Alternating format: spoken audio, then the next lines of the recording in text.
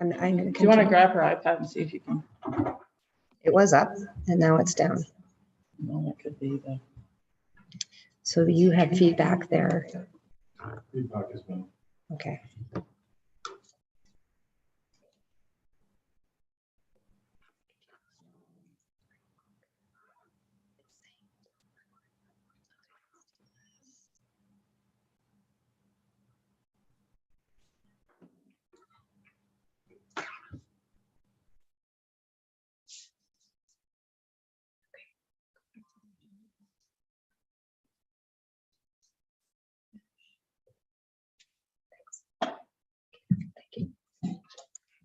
Everybody's here. Thank you. Good morning. Good morning, committee. Good morning, members of the public. Good morning, staff. We're going to call this meeting to order at 9:02 this morning. We're at the township office. I'm glad everybody got here safely with the ice. Just want to confirm that all members are here present and we can confirm quorum, correct? Clerk? Yes, ma'am. And confirm that our CAO clerk and members of the senior management team are here and present. And to advise the public on the agenda that you can follow at the address TML public comment at muskokalakes.ca, but we did not receive any public comments at this point. Today's meeting is being live streamed and recorded on the Township of Muskoka website and YouTube channel. By participating in the open public meeting today, you are consenting to your image, voice, and comments being recorded and posted online. At this point, I'd like to also note that we did not receive any supplementary agenda, so we will be moving past that. And I would ask if any members of the committee have any pecuniary interest.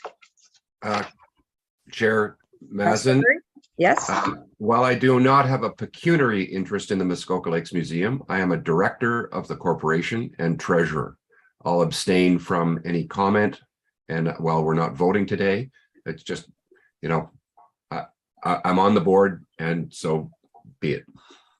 Thank you for letting us know, Councillor Burry. Anyone else? Any pecuniary interest? I don't see any. Thank you very much. So moving on to item number 4, which is our delegations. Committee would note that we do have 4 delegations this morning. Each of the delegations will be given 5 minutes for their presentations, followed by any questions that committee might have for each of the delegates. So that will be the same process for each of the 4 delegates that we have. That being said, I would like to open up the floor and invite our first delegates from the Muskoka Lakes Museum, Mr. Burry's comments, Mr. Belsey and Ms. Lundell. Are you in? He's in the meeting? Okay. Welcome. Welcome, Rob. And are you speaking on behalf of the museum today? I am. Apparently I was muted. Can you hear me now? I can hear you now. Thank you. Okay, quick question with apologies. What's my time slot? How much time do you want me to spend? You will have 5 minutes and the clerk is sitting beside me. So as we approach that time, okay, I will try and give you a signal just that you're getting close to the 5-minute mark. Okay, so I'll get right into it then. Thank you. So Muskoka Lakes Museum has been around since 1964. It is a completely independent nonprofit public trust, a registered charity, etc. Many of you may be familiar with it, many of you may not. We have a large selection of objects in some areas such as Indigenous, which academics have commented are one of the best collections in Canada. It tells the story of the developed Muskoka area from the initial settlement and Indigenous history right through to the modern era. We own the facility that the museum sits on. We do not own the land. We lease that from the district. And our whole focus is about helping people understand and enjoy the history of the area. The second slide then talks about where township funding helps. We've always been critically dependent on an operating grant from the township.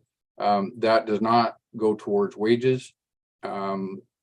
So what we've shown here are some examples of our major operating costs that grant can help us with. I think this year we've asked for an increase, which is the first time in many, many years that has occurred. Our total budget, just so you understand, is in the range of $160,000 to $170,000 per year. So fundraising and donations contributes a lot to that. We do get some grants for things like summer students, but there's a heavy burden on us. And then, of course, like everyone, we have suffered significantly through the pandemic. Donations are down, fundraising was stopped, basically. So our plan is to get a lot of those events restarted this year. Some of the highlights for 2022, we got back as our first full season of operation post-pandemic. We had 65 visitors the first weekend, which was good. The total visitors this year were 1,700 by the end of the season, which is Thanksgiving for us, and that is the highest it's been since 2019. Obviously, we want to continue to grow that.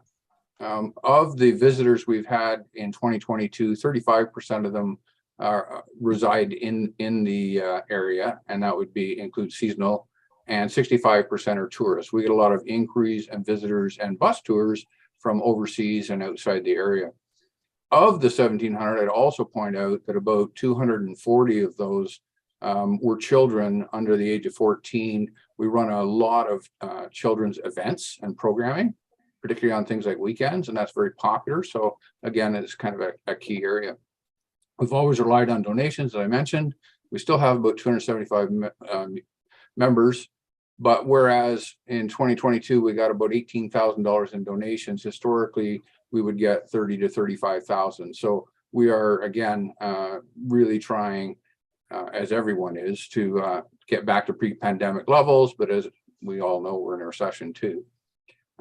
We continue to change and update our exhibits and programming. So one this year that rolled out was the Winds of Change, which is about sailing in Muskoka by one of the heritage families here. It was quite exciting. It's been very well received, and we've got more plans for what we'll do this year. So some of the things we do then is, as I mentioned, we employ summer students, which generally are 75% funded. So we have to raise the other 25%. This year, we're going to go for 3. We don't think we can carry 4. And those typically are people in training for museum positions or with other skills we're looking at, like social media, for instance. So they get quite involved. They really enjoy it. A lot of them want to return. So it's just a good thing to do. Some of those students are from within the district, some are not. We've got a roster of volunteers. We're heavily dependent on volunteers. And we had 15 of them actively help out this year. That's things like programming, planning, as well as maintaining our grounds and our gardening, etc. This year, notable donations of objects were 2 wooden desks from the Port Carney School. Some of the public activities we did, I'm trying to go quickly here, but we run, in addition to the museum being open each day, we have a lot of special events. I mentioned the Saturday kids activities. We have craft days. We've had the Scales Nature Park in this season, which you can see from some of the photos there. The kids apparently really loved it. And then, of course, some of the more historical garden games and things like that. Of the special events, then, we had over 200 people attend those. And we did not charge extra for those this year. So I mentioned that we continue to refresh our exhibits, etc. One of the other exciting exhibits we rolled out, we do have a focus on boat building in Muskoka. And we had a prototype of one of the Duke boats, a very rare and scarce thing, which we were able to incorporate into our exhibit. So that was quite exciting for a lot of boating enthusiasts, and we had people come literally just to see that. We have an online presence, which we maintain.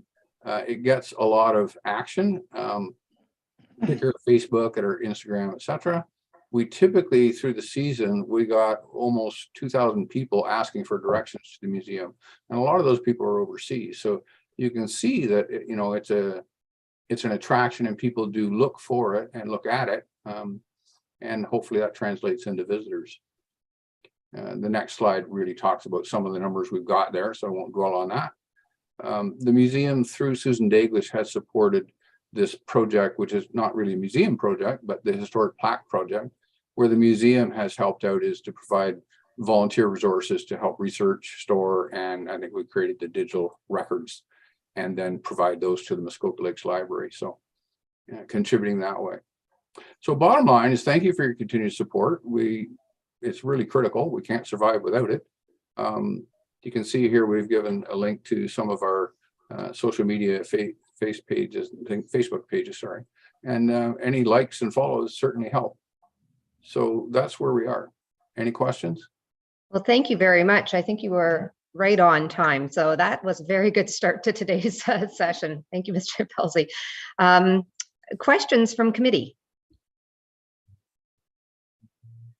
Any questions?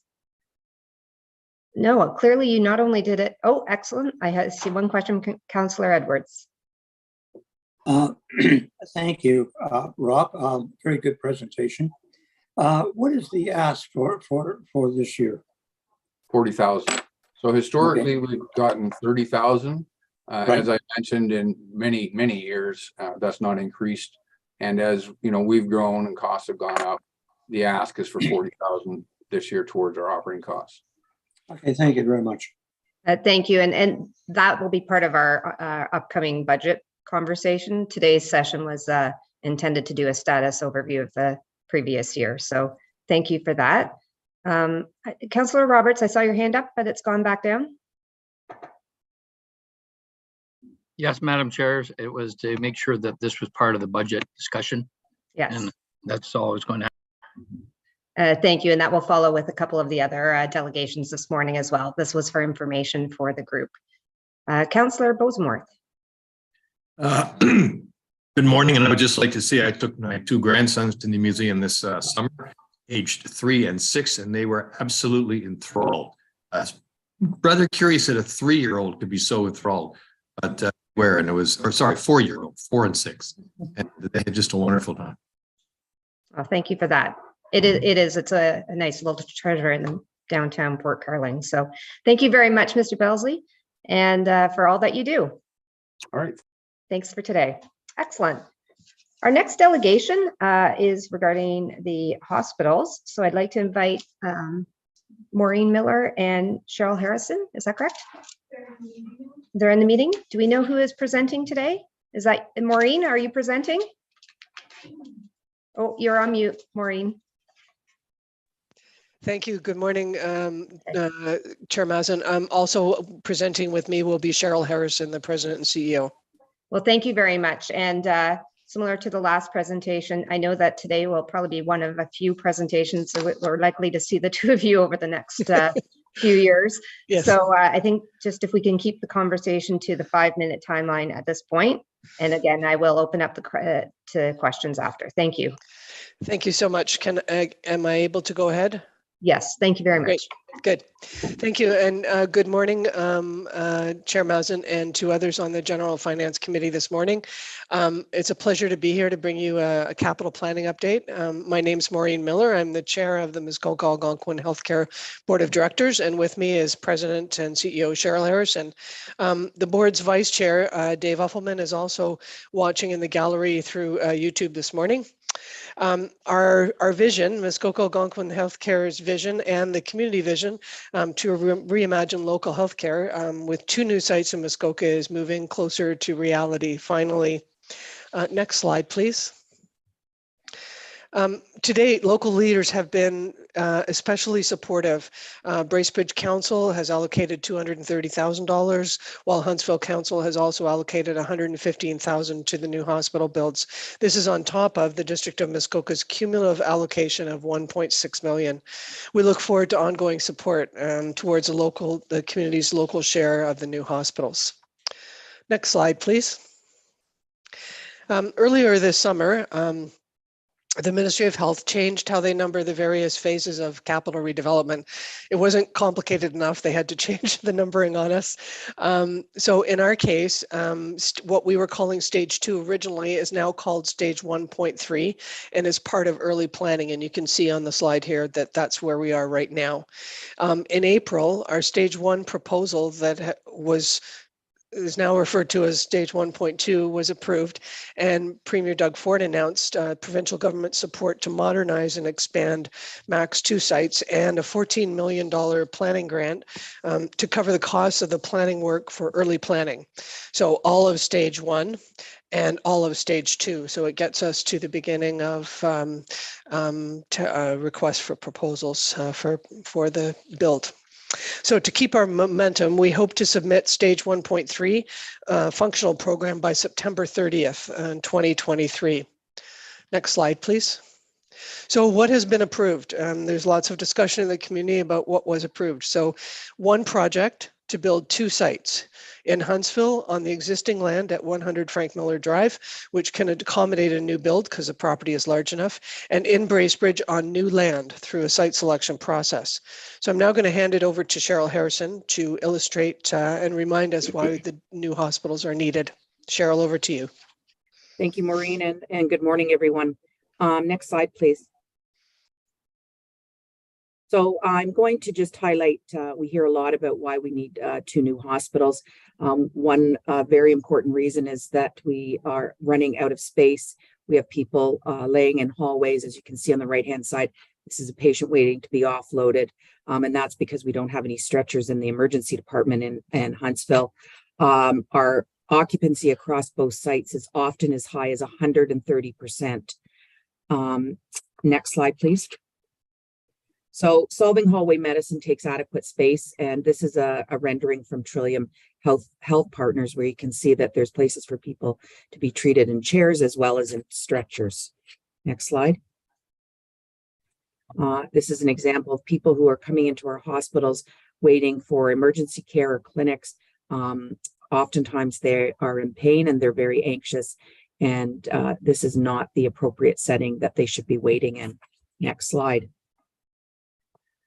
This is an example from St. Joseph's Regional Health Center, and again, space, comfort as people are waiting for their care. Next slide.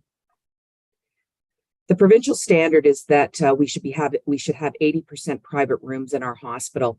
Our hospitals at both sites only currently have 15% private rooms, with the majority of those being 2- and 4-bed rooms. Single rooms are not a luxury; they are absolutely essential. And certainly during COVID, it was quite a challenge in order to be looking after patients in isolation. Next slide. This is an example of a private room at Talton Healthcare. As you can see, everything in the room is that the patient needs is in the room, including their own bathroom. Next slide. Another reason is that we have aging infrastructure, and by facility assessment is rated overall poor condition. At the top is a nursing station at South Muskoka in Bracebridge. At the bottom is our lab in Huntsville. With challenges in attracting and retaining healthcare professionals across Ontario, our dated facilities and lack of workspace should not also be an additional barrier. People often ask about why can't we repurpose some of the buildings. Even small renovations in our hospitals cost 2 to 3 times what you'd expect to see in order to meet required standards. Next slide. Cheryl, just a note, there's 1 more minute in the presentation. Thank you. And here's a rendering of a nursing station in Brockville, where the team has a area to sit and do their work appropriately. Next slide. As part of this process, we do need to select new land in Bracebridge. We are going out to the communities to engage, and there's a lot of reasons why we need to get the new land in Bracebridge. Next slide.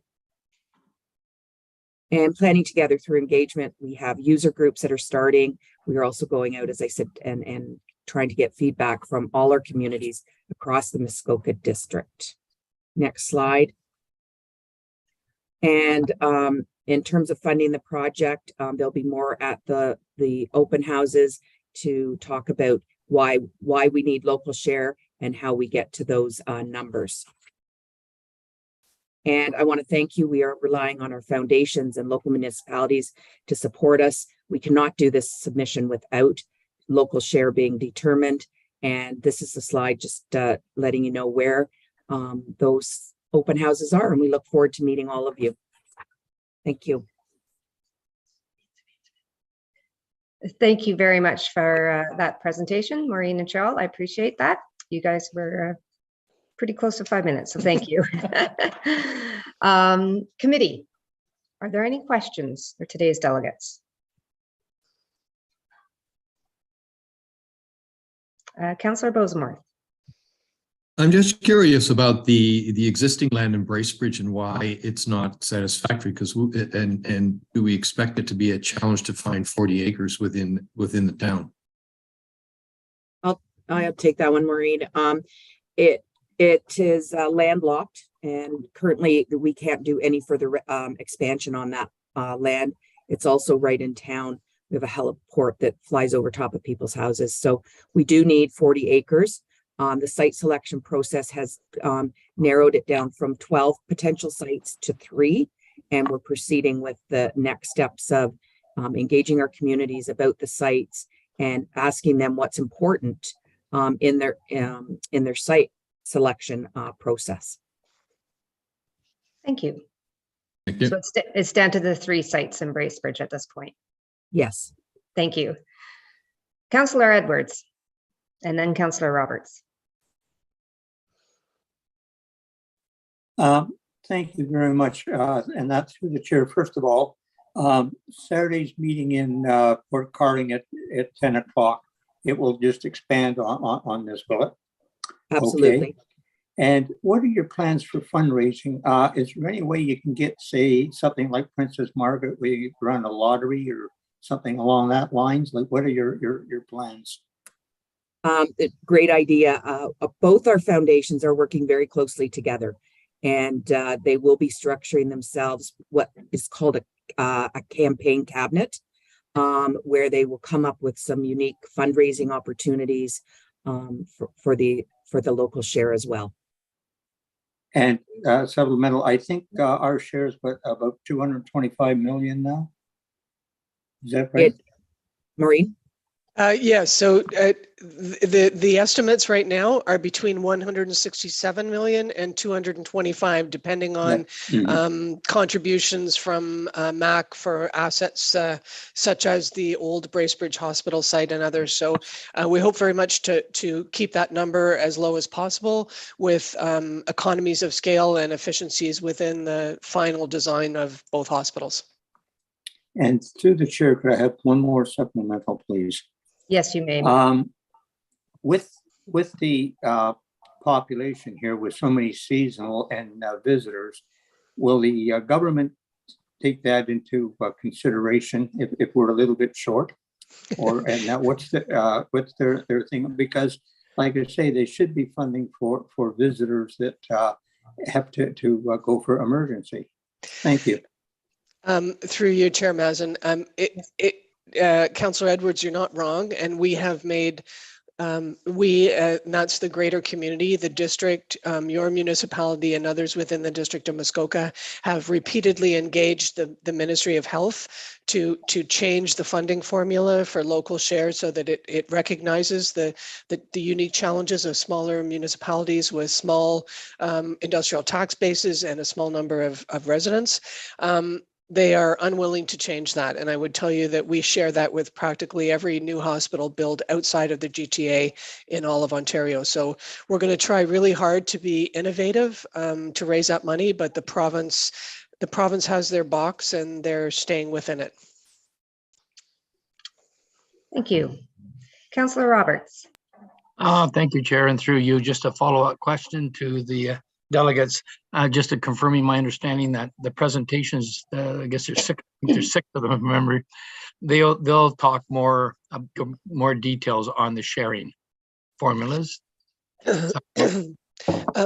Through you, Chair Mazan, the local share committee, on which you are represented by your CAO and by Mayor Kelly, will continue to meet between now and September to finalize in that formula.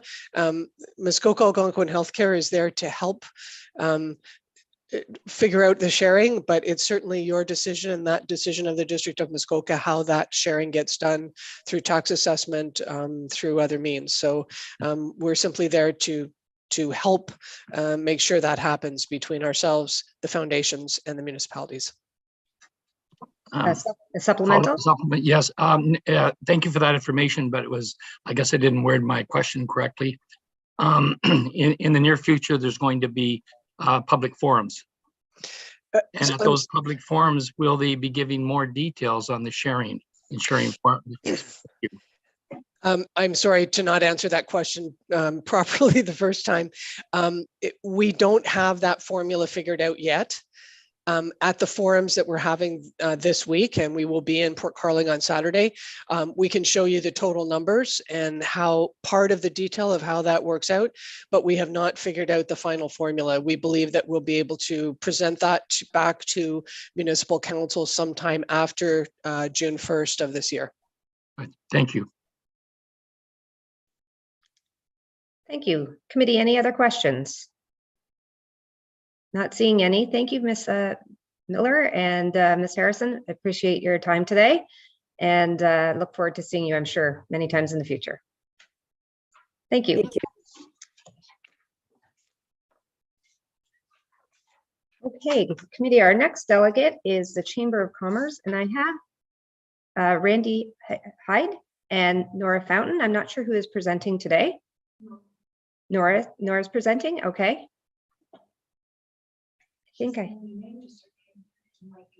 Okay, Nora.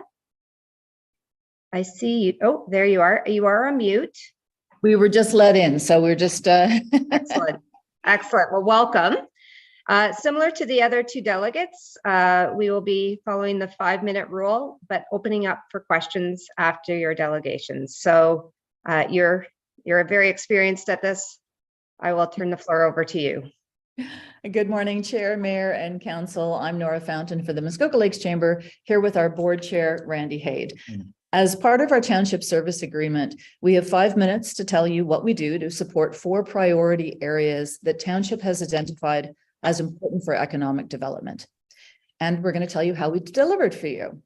These include visitor information services, tourism marketing, business support, and event promotion.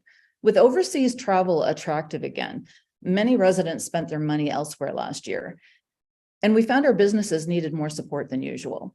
That included more marketing to keep Muskoka Lakes on the must-stay list. I'd like to take a look back at just some of what we did for you in 22. Next slide, please, and click on the purple. I hope the sound is up. Is there sound? There is not sound right now. Is that me? I hope you're hearing sound. I don't hear sound. We cannot hear sound. Hold on. Do you want me to try?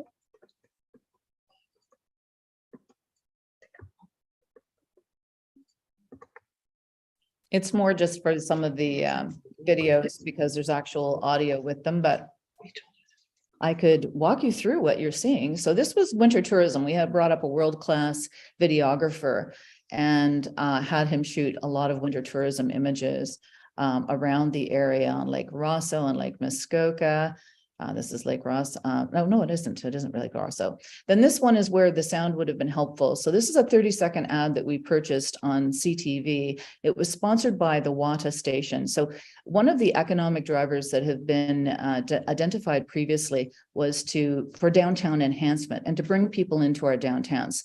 So we said, just off the water, look at what you've got downtown. So this was a great places to see promotion. And again, without help from the Wata station, that would have cost us a great deal more money.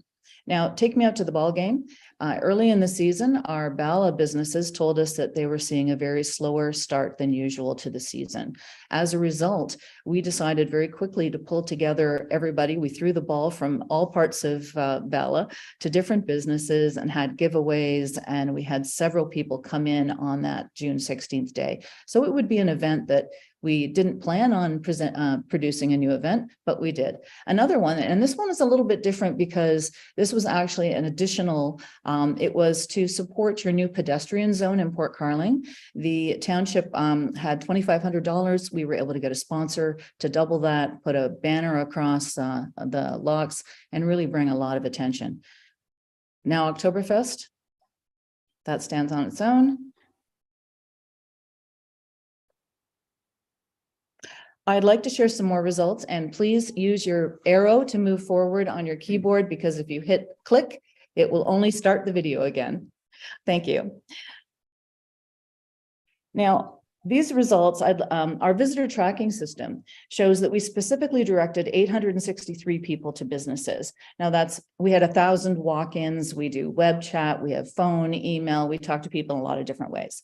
But at $150 per head, if we take that 860, that means we helped keep $130,000 inside Muskoka Lakes. That's a conservative number. Try putting up a family of 4 at the Marriott for that. Starting in April, we managed to find accommodation for 330 cast and crew for a major film production. Plus, we found them extras, places to dine, locations to shoot in, and more. That film's estimated to have injected $4 to $5 million into our economy. One Port Carling hotel took in $78,000 in the off-season months alone. Now, that was an unplanned opportunity for Muskoka Lakes, but these things come up often, and we jump in and help however we can.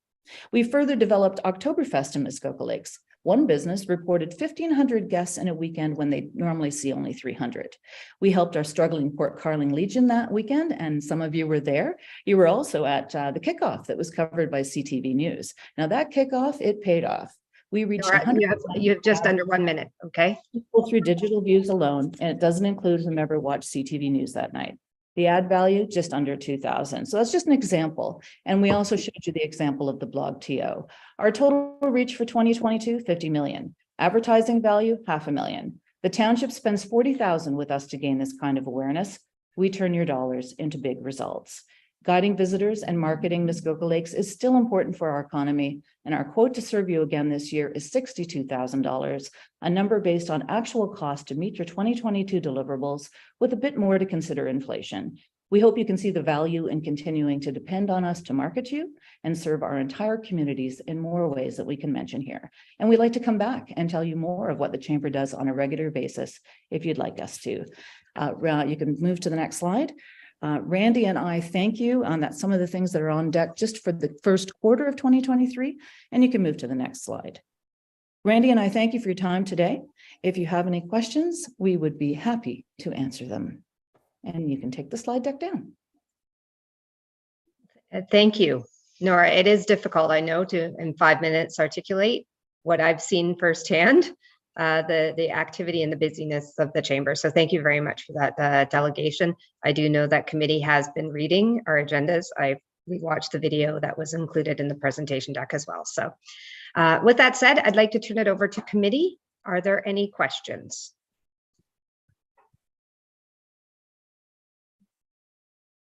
Okay, Councillor Edwards. Thank you. Excellent job presentation. And I will say we always get value for our donations and that to it and our thing. So one of the things I like about the chamber, which Muskoka Tourism is there actually is a face you can go and see. You have an office and everything else like that for Wi-Fi, and that's what is missing. You can't do everything just now over the internet. But thank you very much, Nora. Excellent presentation as usual. Thank you. Thank you, Councillor Edwards. Any other questions from committee? Okay, seeing none. Thank you very much, Nora and Randy. I appreciate your time today, and thank you for sticking to your 5-minute time frame. Have a great day. We'll see you again at budget time, and please don't be strangers. We have events every month, and we'd love to see you at any of them. Have a great day. Thank you. Have a great day too. Thank you. Okay, so we are now moving on to our final delegation. They're not here right now. They are not here right now. So we will continue on and you will let me know if you see them in the waiting room. Excellent. Thank you. Excellent. Okay, thank you, committee. Moving on now to item 5A, and I'd like to ask our Director of Public Works to please introduce his report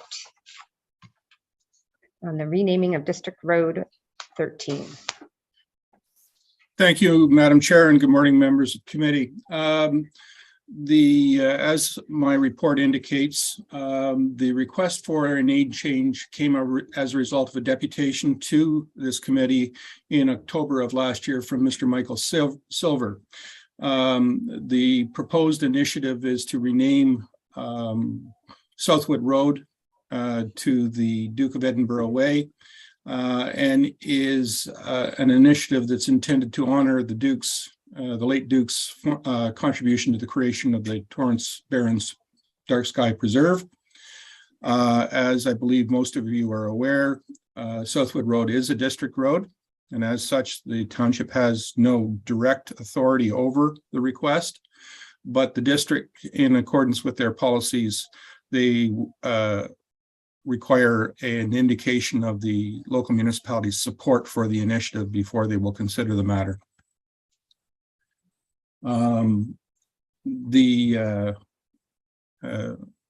As the report indicates, you can choose to support or not support the proposal as you wish. The staff recommendation is that the district be so advised that the township does not object to the proposal, and further that the district be requested to ensure that local Indigenous community and the Governor General's office is consulted on the matter. With that, Madam Chair, I'd be happy to answer any questions. Thank you, Director Becking. Committee, do you have any questions about the report? Councillor Nishikawa. Sorry, I just couldn't find my other hand yet. Thank you. I suppose through you to Director Becking, it wasn't clear to me actually reading the report. There was a few different things, and being part of the bigger conversation with the Torrance Barrens Working Group, and also our member of the provincial end of things. It wasn't about the whole road. It was a section of the road. So I think we'll probably try and deal with that from that perspective. But I wasn't clear when I read this report that in fact, the director was actually endorsing this moving on to the district. I didn't read it in that way, so I guess I'll just leave that open for discussion. Thank you. Councillor Nishikawa, just so I'm clear, is there a question for Director Becking? Is he endorsing this? I don't understand. I didn't understand the outcome from the report of whether that in fact we were being moving this forward to the request of district or not. And if you could clarify what that report says. Thank you. Director Becking. Thank you, Madam Chair. In response, staff are recommending to this committee that you not object to it and that it does move forward to the district for their consideration. Okay, thank you. Are there any other questions for staff? Okay, allow me to read the resolution so we can get this onto the floor. Moved by Councillor Boseworth, seconded by Councillor Zavitz. Be it resolved that Muskoka District Council be advised that the Township of Muskoka Lakes does not object to the proposal to rename District of Muskoka Road 13, Southwood Road to Prince Philip Way, and that Muskoka District Council be advised that in considering the matter, dialogue on the proposal with Indigenous partners and the Governor General's office should occur. Now, does anyone have any opinion on this item? Any further opinion? Okay, not seeing anything, I will call the question. All those in favor? Thank you, that passes. Thank you, Madam Chair, committee members.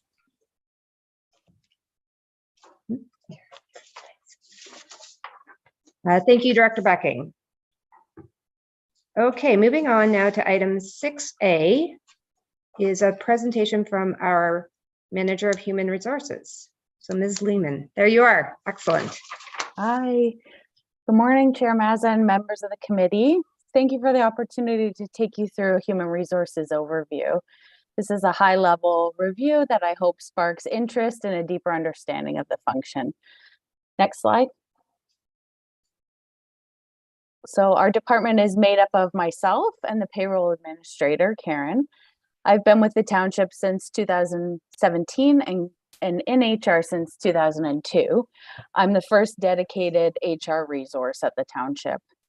Karen's been with the township since 1990 and has worked primarily in payroll in the finance department. We brought the payroll position into the HR department in 2018, and it's been a very positive change.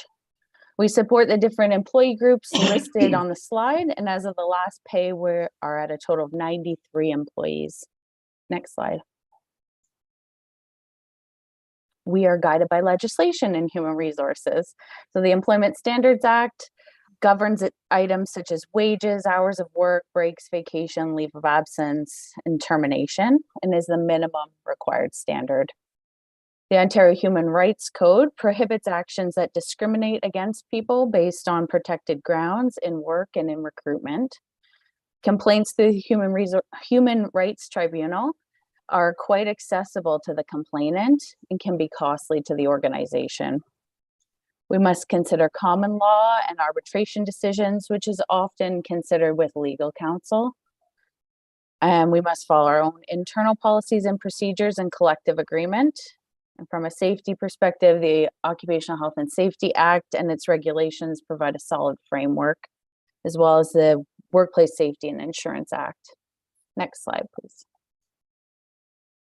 Talent management is the strategic process of getting the right talent on board and helping them grow to their optimal ability while considering organizational objectives.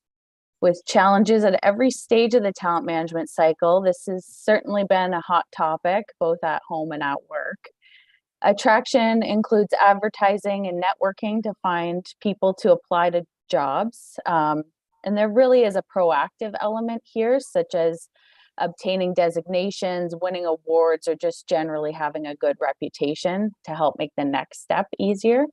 So the next step being recruitment and selection, that active process, posting the job, interviewing candidates, making a decision. This step can also encompass a positive onboarding experience for the employee. Retention, once we've spent the time to recruit and attract candidates, we want to keep them, of course. So many different organizational actions can help a person choose to stay, such as compensation and benefits, rewarding work, positive relationships with managers and coworkers, etc. For an HR manager, we're always listening for these cues and providing feedback to managers and the senior leadership team on motivating factors. And finally, succession, building a pool of trained workers who are ready to fill key roles. This fosters a culture of development and growth that can be very motivating to some workers. Furthermore, it's a risk management strategy to ensure continuity and preparedness. Next slide. So considering the generations of the workforce as a piece of the talent management proposition helps us to understand the culture, preferences, and motivation of staff. The pie chart considers permanent full-time employees. And just 4 years ago, we did not have any Gen Zs, and the baby boomer group was 40%. I included the turnover rate so that you can see, although we're not at a critical level where 10% traditionally would be the goal, although most were hitting between 12 and 20, you can see an increase around 2018. Next slide. Oh, sorry, I would just like to note too, you don't need to go back. Statistic Canada is warning that we expect these labor market challenges to continue based on the demographics, just compounding as the population continues to age. So that means vacancies are available throughout the region, province, and country, and really anyone is vulnerable for leaving for another option. So recruitment involves job posting, reviewing and liaising with candidates, conducting interviews, reference background checks, and negotiations and offers. It typically takes 8 weeks from posting to start date to hire an employee. There are the direct costs of the process and indirect costs, such as productivity loss or overtime while a position is vacant, and training usually via job shadowing once they come on board as well. So the chart shows the number of job competitions annually, which coincides to the increased turnover starting in 2018. And the competitions counted include full-time, temporary, and seasonal ones, each with its own unique recruitment challenges. Next slide. We have one union covering approximately 30% of full-time staff. Our current agreement was ratified on June 16, 2021, with 1 day of negotiation and no conciliation. HR is the main contact for bargaining, negotiation, and grievance handling. Throughout the term of the collective agreement, HR is involved with ensuring we're being fair and consistent in the application of the agreed upon terms. In our work, in our case, all the positions in the union are in the public works portfolio. So I work closely with Director Becking on labor relations issues or potential issues as they arise. Management has a positive relationship with our OPSU group, where the employees primarily have their concerns resolved at the supervisory level before it escalates.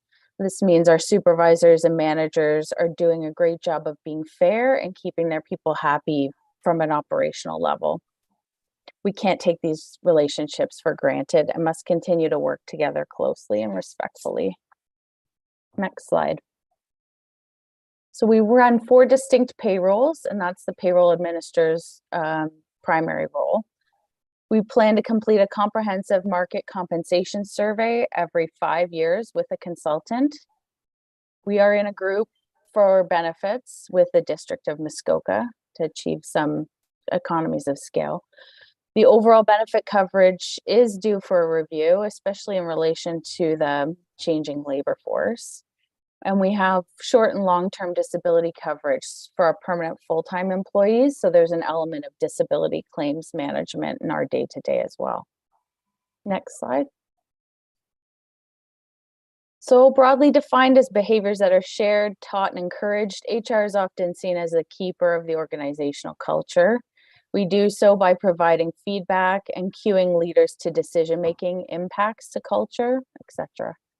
This is considered strategic HR, and changes to the culture would be done in partnership with council and senior leadership.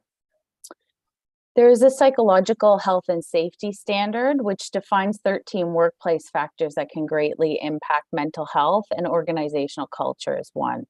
So some examples of positive culture are one where accountability is valued, people show sincere respect for each other's ideas, values, and beliefs. Difficult situations at work are addressed effectively. Employees feel that they're part of a community at work, and employees and management trust one another. And next slide. Last but not least, health and safety. HR is responsible for driving the safety culture, encouraging best practices, ensure we're meeting minimum requirements, ongoing policy, and safe work practices, all for the purpose of accident prevention. And prevention looks like training, inspections, reporting, and working with health and safety reps and committees. The basis of the Occupational Health and Safety Act is internal responsibility. So it's a partnership between employees and management, where we hold each other accountable for safety and success. Our office health and safety committee focuses on the psychological health and safety standard. And we're participating in the WSIB Excellence Program, which makes safety an ongoing priority by completing improvements to the township safety program. And if successful, we receive a rebate. So we implemented and received a rebate for 2020, 2021, and we're signed up again for 22, 23. So just last slide, happy to answer any questions on any of the broad topics covered. Well, thank you for that, Ms. Lehman. Thank you. Committee, any questions about the report? Councillor Bosemarth. Thank you, Ms. Lehman. I have a couple of questions, and one is, I wonder if you, as I am a new one, I wonder if you could describe for me, give a good description of what the culture is like at our, or what are the key attributes of our culture? And the second question is, have we had any lost time hours or days due to safety? Ms. Lehman? Thank you, through you, Chair Mazan. That's an excellent question. Thank you, Councillor. The culture, so interestingly, I've had this question from candidates at the end of an interview. So they're trying to make a decision and they want to know what it's like to work here. What's interesting is that it's changing because we've had those retirements. So we've had people leaving younger. Really, we've brought in younger people. You can see that through the breakdown. And a lot of that happened during COVID when we weren't necessarily here and gelled. So I think we're finding our way right now. People, now that we've been back for an extended period of time, people are gelling. We're starting to be able to do activities together again.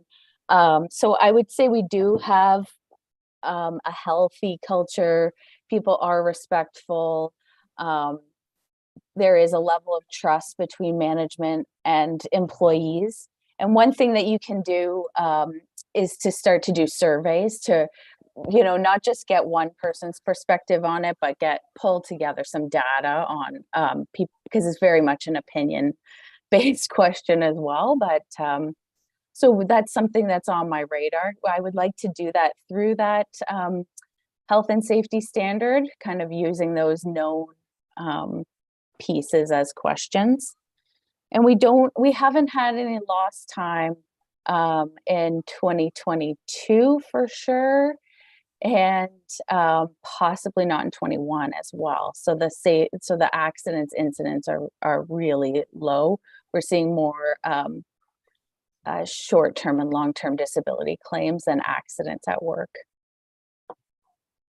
Thank you, Ms. Lehman. A supplemental?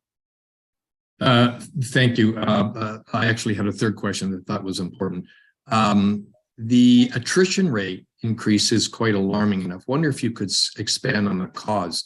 Some of it may be structural in that we've just got a lot of retirees. I'm more concerned about how much are we losing to competitive situations. Thank you. Ms. Lehman? Thank you. Yes, another great question. So I think I've calculated the retirement and we've been able to project it for a while, would be around 2% a year. So it's not the full picture.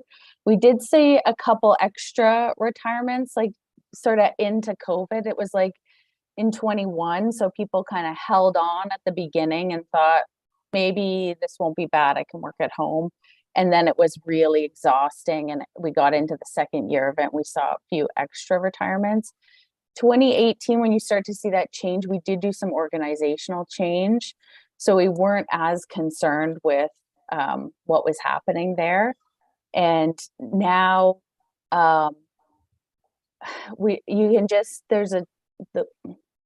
it's hard to, I can't quite put my finger on it, but you know that there's pressure out there. I'm seeing it's actually harder to attract. So just the risk of losing is more what we're worried about. That I hope that helps. Thank you. Councillor Roberts. Thank you, Madam Chair.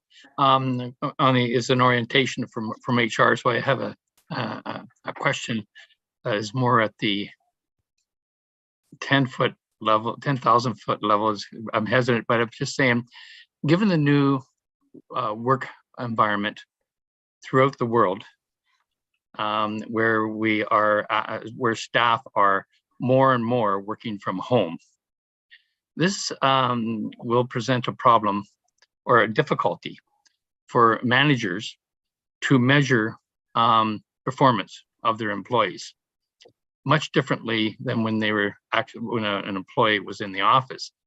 What processes or procedures are in place at the township to measure job performance? Thank you. Ms. Lehman. Yes, thank you, through you. Great question. It's a big hot topic of the changing times.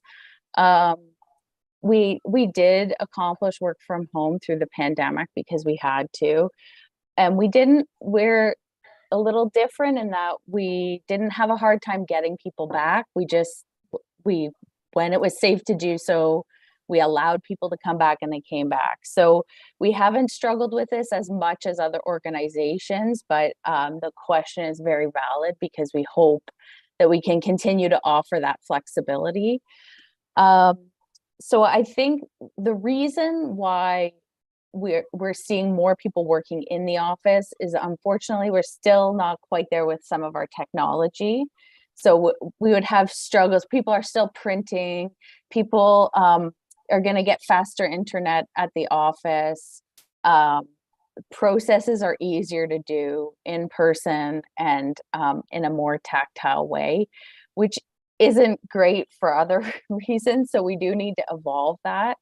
So I think we can see on the horizon the implementation of different softwares like Cloud Permit and even some of the public works softwares that have been put in. Those will give us measurables, and it will show that, you know, we were able to successfully take in X number of permits, which compares to when we were in person. So it will give the managers more data to measure what's getting done, because ultimately that's what they need to do. They need to be able to show that the work is being completed and being done well. And yeah, I hope that helps. Thank you, thank Ms. you. Lehman. Is there a Yeah. supplemental? Yes, there is, Madam Chair. Can you hear me, Madam Chair? Yes, I can. Okay, for some reason, I've totally lost my video. So I'm going to log back in a second, but I can still speak to the points. Yes, it was specifically on the measurement of deliverables, and maybe we should take this to a future report of some sort that explains how we are helping our employees to be successful while working remotely. And I'm a strong supporter of telecommuting. So maybe we should take this one offline. And thank you. Thank you, Councillor Roberts. Mayor Kelly. Thank you, and through you to Ms. Lehman. Actually, just general comment.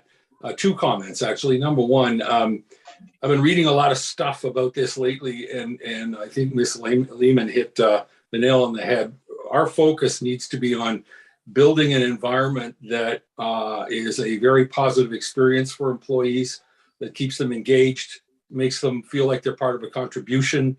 It can be fun, it can be relaxed, but there is such a shortage of labor that figuring that we can backfill with somebody who's disgruntled and wants to leave is a huge challenge right now, not just in Muskoka, but frankly across North America. So, I certainly agree that working with our current employees on some sort of formal or informal retention goals, retention plan, is a lot more important than being quick to hire new people.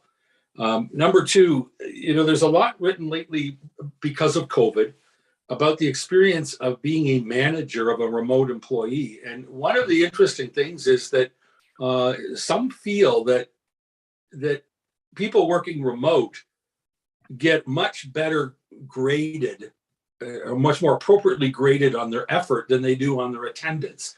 So there's sort of a feeling when everybody shows up at the office, you know who shows up early, you know who leaves late, and you know who takes days off.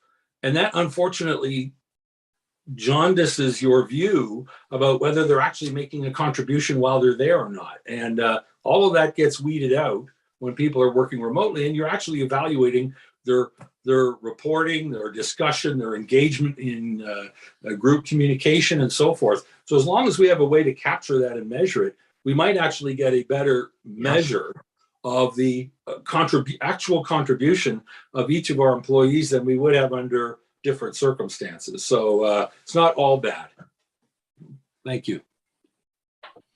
Thank you, Mayor Kelly. I don't think there was a question for Ms. Lehman in there. Any other questions from committee? Okay, just echoing some of the comments just made. Ms. Lehman, thank you. That was a great overview of the department, and it's an interesting time, I think, to be in your role. And just thinking of some of the questions just being asked, being able to navigate, how do we ensure that healthy culture, that quality of experience, while also navigating remote working. It keeps people apart sometimes rather than together. You noted that there's some activities that are drawing some of your some of the team together. And so that's an interesting time to be in your role. So thank you very much, and appreciate your time today. Moving on now to item 6B, our acting clerk. Thank you, Cheryl. Thank you, Chairman. Yep, okay. And that is, did I mute? I think I muted. Do you want to try? Hello. Thank you, Chair Mazan, through you to committee. Before, in front of you, you have my report regarding the renaming of Muskoka Road 38. It provides a bit of historical context for those that are not familiar with what we're trying to accomplish, and it also gives an update to those who are aware. There was a report previously from the CAO. You've also received a number of emails and press releases to hopefully update you and brief you on what's going on. Essentially, at this point in time, the District of Muskoka has passed a resolution, a series of guidelines and procedures to provide next steps in this process.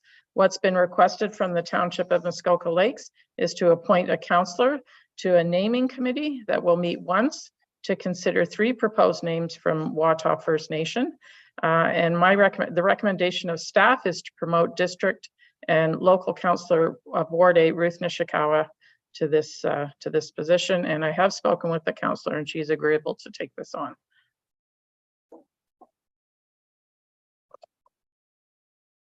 Thank you.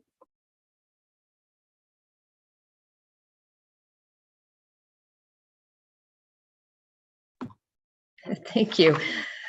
Committee, are there any questions about the report? No? Okay, allow me to read this resolution. Moved by Councillor Burry, seconded by Councillor Roberts. Be it resolved that the District and Township Councillor for Ward A be appointed to act as a township representative on the Tri-Council Committee tasked with recommending a new name for Muskoka Road 38 as outlined in District of Muskoka Report 1, 2022-1. Are there any further comments from committee? Then I will call the question. All of those in favor? Carried. Thank you.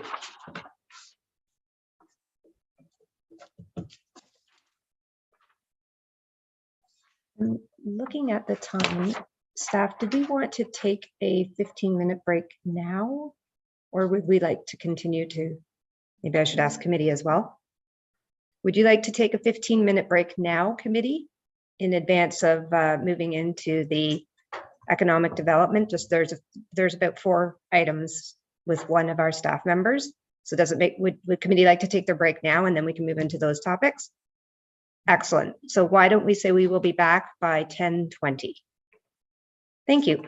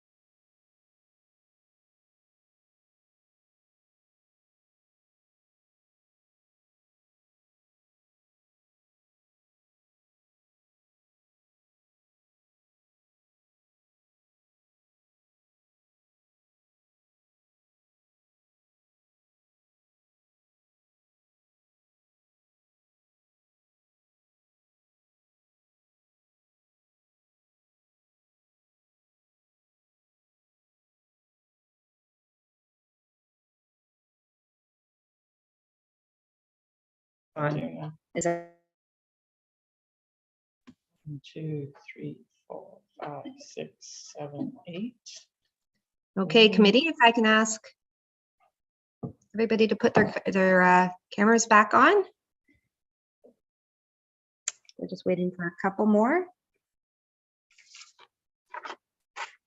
Thank you. I think we're just waiting for Edwards. Councillor Edwards. Well, it is 10:20. I think I can begin, and Alan can join when he is back. Okay, thanks, committee members. I am now going to ask our Economic Development Officer, Corey Moore. You are involved in the next 4 staff reports, so I'm going to ask you to start with item number 8A, please. Perfect. Thank you, Chair Mazan, and good morning, committee. The first report is just a small housekeeping matter. As you're aware, the Bala Santa Claus Parade Committee received a community grant this past summer, and the Chamber of Commerce actually assisted them a bit in helping them manage their funds and pay their expenses. And as such, the grant applicant, the committee themselves, have actually asked that we just write the check to the Chamber of Commerce that is holding the funds for the parade on their behalf. So just seeking approval from committee to issue that check to the Chamber versus the parade itself. Thank you, Mr. Moore. Committee, any questions about the report? No? Okay. I will read the resolution. Moved by Councillor Edwards, he is back, great. Seconded by Councillor Nishikawa. Be it resolved that Council approve the payment transfer of the approved 2022 Bala Santa Claus Parade Community Grant to the Muskoka Lakes Chamber of Commerce as outlined in report CED-2023-05. All those in favor? And that is carried. Thank you, Mr. Moore. Okay, your report now on the community improvement plan. Yes, thank you, Chair Mazan. The next 3 reports actually kind of all tie in together, but what we wanted to do was first provide an information report on the CIP business incentive programs. Just because this is all new, these are the first 2 applications we've received through this program, which is exciting, but we definitely wanted to take some time just to provide an overview of how we got to where we are right now. And it actually started about 2 years ago, almost to this exact day. And some of the councillors may be familiar, but we actually received some funding from the province at the time, which we had a short time frame to use, and it had to be used for downtown improvements specifically. The nice part of it was, as Nora mentioned in her presentation, we recently just completed our ACTEV strategy, which talked about downtown enhancements specifically as well. But particularly as it related to this funding we received, we actually had a little bit of a challenge in selecting a project. And the reasoning behind that was we hadn't identified any areas specific to the downtowns themselves that we wanted to improve. So through that process, we actually identified that it would be good for us to develop a community improvement plan specific to the urban centers of Bala and Fort Carling for the specific reason of identifying projects that we felt were a top priority and to put us in a position to apply for funding as funds became available for these specific initiatives. So to start that process, we actually applied and received funding from the province in the amount of $50,000, and that allowed us to hire a consultant in 2020, and that consultant allowed us to develop and create the community improvement plan. Now, with the community improvement plan, there's 2 main components of it, and they involve the public sector and the private sector. And if you'll recall, last month we reported on our 2022 public realm initiatives that we were able to complete. And that is certainly the first component of a CIP, is the public realm projects that we identify. And in our CIP, we've identified 10 in each downtown community that we feel are the top priority.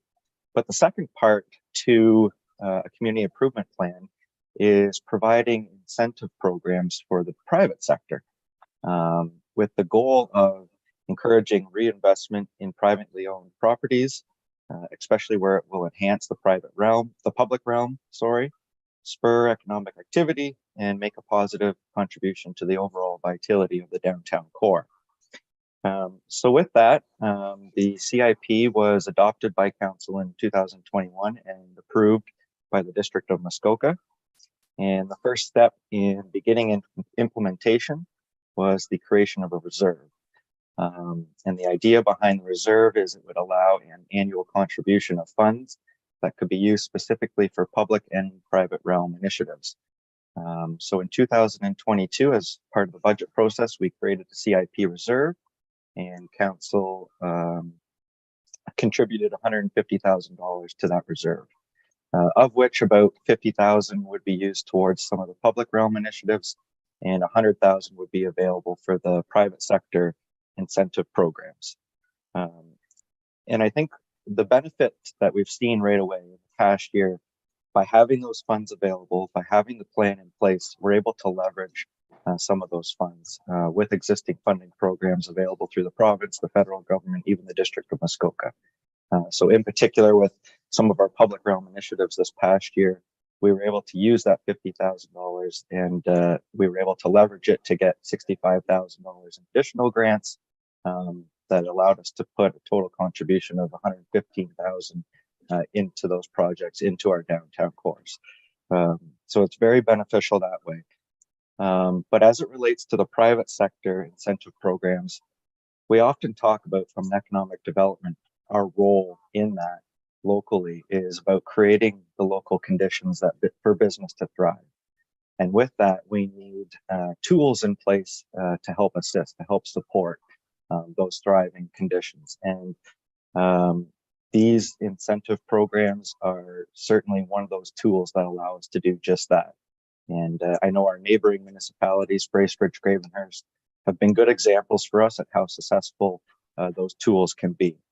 So with that, the first step we needed to take in regards to the 100K dedicated towards the private sector was to develop a policy to help guide us in how we distribute those funds, what's eligible, what's not, etc., the application process. And this past fall, we created that policy and Council approved it.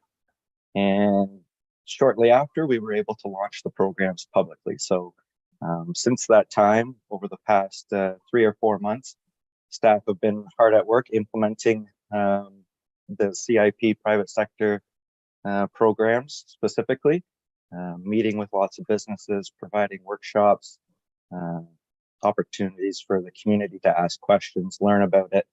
And with that, we have our first 2 applications submitted for consideration today, which is very exciting.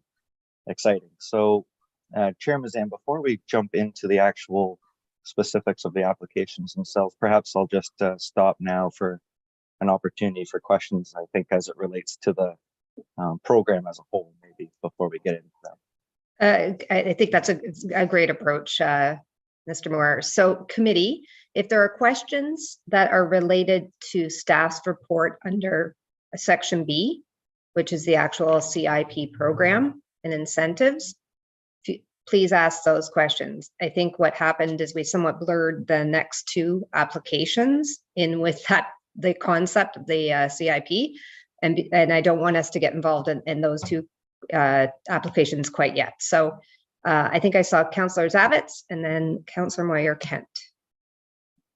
A question on the staff report. Good, thank you, and through you. Great segue, Corey. Thank you for that report. Great program, of course, totally supportive. Something that's come to bear here is on the northerly part of Bala, it seems that the border, if you will, the eligibility piece to the program ends at the Bala Sports Park. And I would ask my peers here if we could, through Corey, perhaps, I suppose, as we talked yesterday, Corey, if we could amend the document to include to include up to Moon River Road instead of naming the actual businesses, but there are 3 businesses that have been excluded. And by virtue of the border or the definition of what's allowed in terms of the urban piece. It's on GeoHub. It shows, the Bala proper. And so I would ask the indulgence of this committee to include or expand, I suppose, that the south part of it, which goes towards Torrance, is great. So Bala would be well served to have this extension, if you will, of distance of, I don't know what it is, 500 yards or something, but 3 vital old Bala businesses. So thank you for that. Thank you, Councillor Zavitz. Mr. Moore, would you like to respond to that? Yes. Sure. Thank you, Chair Mazan. I think staff's understanding, definitely going through this whole process, recognizing that this is a new initiative. There's going to be some learning curves for us as we go through it. I think we always envisioned evaluating the program ongoing, considerations for improvements, changes, updates, what's working, not working. I think for this situation in particular, I think there's certainly an opportunity to review it. And I think the most appropriate way forward, if committee agrees, is perhaps to have staff return with a more fulsome report that can just identify the process to make that change, the amendments to the current bylaws that would need to occur, and perhaps just some, a more fulsome outlook as to all the considerations that we need to give. Are there other areas maybe where we need, to look at as well, not just maybe this area. So I think staff would be happy to report back on the matter if that's the direction of committee. So just clarification that the process would be, I think the request from Councillor Zavitz is there a way for us to extend the border within Bala? Just perhaps an oversight when we went through the process the first time. But what I believe I'm hearing from staff is we should do this because that would require an amendment. Let's go through the appropriate process, which would mean staff could come back with a more fulsome report. And at that point, and that would give members of the public an opportunity to once again participate. Is that correct? That's correct, yes. Okay, thank you. I do see, I think it was Councillor Moyer-Kent and Mayor, Councillor Zavitz, do you have a supplemental? Thank you. Appreciate the indulgence. To your point, through you to Corey, I'm not going to suggest that there's a timeliness to this, but again, here comes the season again. So I would ask that this not be a 3 months from now staff report. I would ask that if in the month of February we could entertain the staff report. I know it sounds like it's going to be much more inclusive. I mean, I'm not going to preach on the borders of and what should be included in, say, Port Carling, because it's really the two centers. So I, as a Ward A representative, I'm only speaking for Ward A, and I'm only speaking for the north end of Bala, and it's 3 businesses. The rest are homes and our property. So I don't want to make this a bigger thing, but I do appreciate that it is what it is, if you will. Thank you. Okay.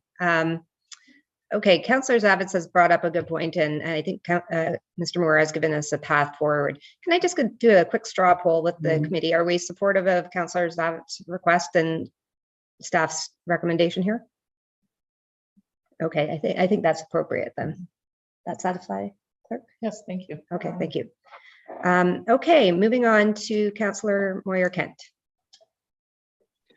Good morning, everybody, and thank you. I guess as a newcomer, and I was not here when this original plan was put in place, just explain to me, as I've read through the upcoming 2 applications, how renovations of a private business that improve kitchens and or other internal workings of a private business support the public realm.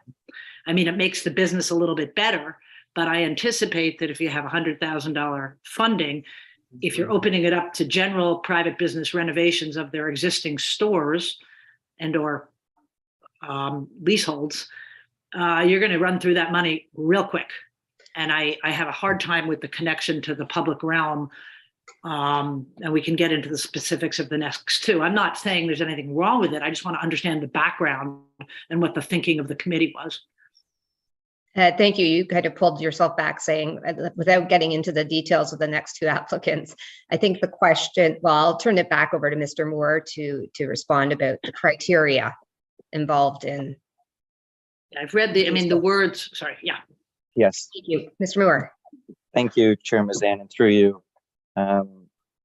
Great question. And I think it's important to highlight that these two applications themselves, although are very similar, they are not the only streams available through these programs. So there's different opportunities for businesses to seek funding, including improvements to the facade of the building, the landscaping of the property, addition of shoreline structures such as additional docking. There's also affordable housing, employee and attainable housing opportunities as well. To go along with that, there are upgrades to the buildings themselves, as we're seeing in the two applications today. So they're certainly not the only opportunities. And I know through some of the pre-consultation meetings I've had with local businesses, there's definitely a variety of different projects that they're looking at. And I think we may see that variety as we get more applications. Now, with each of those streams, there's different funding amounts as well, too. So this particular building upgrade stream has the most available funding opportunities attached to it. And I would say that the benefit to this particular stream in particular, but the program as itself, there's obviously the specific benefits to the property itself, making that building more viable to operate business within the township on a long-term basis. But there's also the ability for us to remain competitive in the market of attracting and growing business to the area. These are programs that are offered across municipalities across the province. So for us to remain competitive and to be a place that people want to choose to do business, I think it's important for us to have these tools available that we can use to help attract business. The other part of this is the spin-offs that come with it. So in particular, having these programs available, we've heard over the years through our annual business survey, which we have our 2020 year-end survey out right now, but we often hear from the business community, one of the top 3 needs is capital funding. And if not, it might be the top need that we hear every year, along with marketing and events. But there's a lot of spin-offs with this. It leaves a positive impact with the business community. It allows them to work together more on making this place, more year-round, more attractive for visitors and future business owners themselves. And I think it all goes hand in hand with improving that quality of life that we speak to, and is the ultimate goal of economic development with the municipality. So I hope that helps a little bit answer that. Councillor Kent, do you have a supplemental? Yeah, just a simple one. I'll leave my specifics till we get to the two applicants, but the specifics of an internal renovation of a business, I find that, those are the responsibility of those businesses to decide they want to upgrade the refrigerators or things like that. I don't see a lot of community benefit or any change in their business that's going to evolve from that. But I guess we can leave those till we get to the specifics. I love the idea of dock space. I love the idea of increased, frontage and facade and advertising. But when you move into the internals of a private business, I have a little bit more trouble with it. Okay, thank you. Mayor Kelly.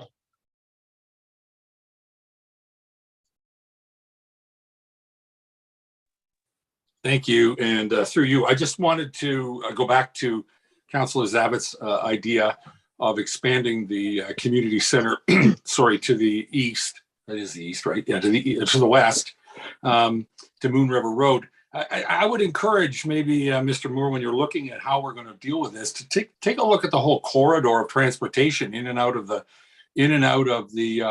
two communities we've identified. Those communities are kind of full of traditional retail and entrepreneurial space, and so we're starting to see things even further out as you move past Moon River Road. I think there's a motel that seems to be really regenerating itself and doing a lot of marketing. There's a whole new retail nursery that's getting a lot of noise, a lot of press, and seems to be doing a good job. So I kind of encourage maybe that we look beyond just the community, look at the corridors in and out. If you wanted to take it to the extreme all the way to Glen Orchard, there's a pod of activity there that is probably as deserving of some support as right in downtown Bell and downtown Port Carlin. That's all I had to say. Thanks. Mr. Murray, you've taken that as a note? Yes, through you, Chair. Yep, definitely taken notes, and we'll include those considerations in reporting back. So thank you. Thank you. Councillor Nishikawa. Thank you. Further along through you to Corey, Councillor Kent raised a few issues that I had, and I'm just asking that when this comes back to deal with some of the requests from Councillor Zabitz, that I would like to look at. I didn't read, quite frankly, the really small details of how and when and how we're issuing funds. And I do have some concerns that, for instance, are these year-round businesses? Are we actually looking at identifying? I certainly have followed very closely both Bracebridge and Gravenhurst over the years, and so much of it was more about the aesthetics from the exterior, or for instance, handicap accessibility, those types of things to enter a business. So I'm just asking that when this comes back next month, that we actually are able to open up that conversation about what this grant looks like in a bigger portion, because I would share the same concern that, for instance, again, I do have a concern when we're these businesses that are not open year round, and it is a big problem where others, again, I'm a little concerned about even the 50%, for instance, because in some of those cases, some of those businesses, that's a big deal to put up when they've got to get the exterior of their business, which makes a huge difference to the whole community. But in fact, that small business putting up, if it needs $50,000 and they got to put up 25 and they only get to take out that much over a particular season. I'm just a little concerned about how we can get some of those smaller projects taken care of. So anyhow, I'm just asking if this can come back. Thank you. Mr. Moore, it's okay. I'll let you take the first step. Yes, through you, Chair Mazan, we can certainly include those considerations as well. I think, as I mentioned before, staff had always envisioned reporting back on this, reviewing the program as a whole, perhaps maybe after, the first year, to see what changes need to be made. We can certainly look at those a bit earlier as well. But I will look to play devil's advocate a little bit, I guess, because we're speaking a little bit about the interior improvements and why that. And I think one of the reasons, and it's identified in the CIP, is we do want to become more year-round. And what we heard from the business community to do that is, in some situations, they need to make improvements to their existing facilities, aging buildings, etc., to do just that. And I think similar to how we're dealing with some aging infrastructure ourselves, it's no different for the business community. And making the interior of buildings more energy efficient, etc., perhaps does allow that business to consider opening longer, staying open a month later, reducing the cost of heat, etc. So these types of improvements to the building support those types of initiatives. And I just wanted to just kind of play the other side a little bit there, and I guess kind of representing the business community a little bit too as to the importance. So thank you. Thank you, Mr. Moore. I do see Director Pink has turned on his camera. Did you want to speak to this as well? Thank you, Chair Mazan, and good morning, committee. I just wanted to quickly point out that the CIP and the implementation, or the business incentive policy, does prioritize the various grants or streams. So it does place a high priority on, for example, accessibility upgrades, attainable or employee housing, ecological work or landscaping, and it has a medium priority on the two applications. Now, as Mr. Moore mentioned, we're really at the beginning stages of implementation and the CIP in general, and we certainly will evaluate as time goes on. One of the aspects that may be lending to some of the concerns or the current issues is the fact that the way it's currently drafted, it's on a first come first served basis. And what we could evaluate, and coincidentally, the first two applications happen to be interior mechanical type upgrades. What we could look at when we return with a staff report is potentially looking at changing that to certain deadlines throughout the year, so that council can review a more fulsome slate of applications and pick and choose those with the highest priority levels. So you prioritize the money that you spend and dish out on this program, so that you can again approve applications that you feel will benefit the public realm more greatly than perhaps others. But I think again, I would reiterate what Mr. Moore indicated. There are benefits to the applications in this stream, but it's just coincidental that the first two applications are for this program and not the other streams. So just wanted to point out those priority scales, and staff can look at those potential changes and amendments to the policy and program going forward to make those improvements. Thank you, Director Pink. Just for my clarification, then, Mr. Moore, you could come back next month with a report that would indicate a more fulsome understanding of the boundaries. And then possibly is what Director Pink's suggesting, that we could look at how we, you said that there could be a change in how we approach this funding requests, the framework of how we do that. Is that what you're suggesting, that could be included in the report next month as well?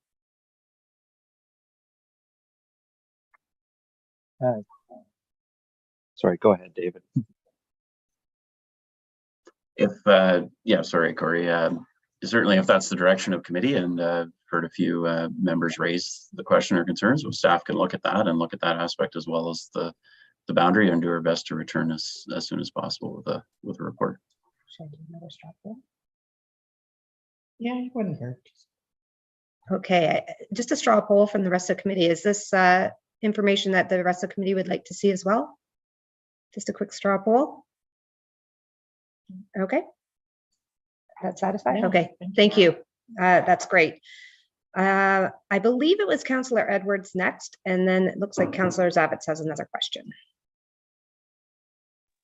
Yes, thank you. I guess I'm a little confused. I thought the community improvement plan was for basically the downtown areas where people are walking and everything else like that, and expanding out along 118. I don't have a problem with that, or 169. But what about Highway 141? And there would not be allowed for downtown Bent River, which has a gas station, a restaurant, and a campground and a store, just because it's all in one building. They would be excluded. And I don't think that's fair if we're going to start expanding.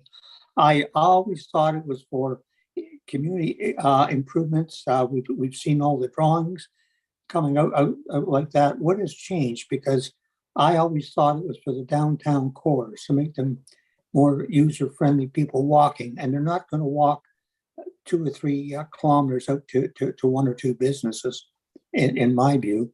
And that, but maybe I'm wrong. I didn't realize what the downtown improvement for Bella and Port Carl was. Because I have had people on the on our side of the bridge with the township offices say that people don't even know they're there.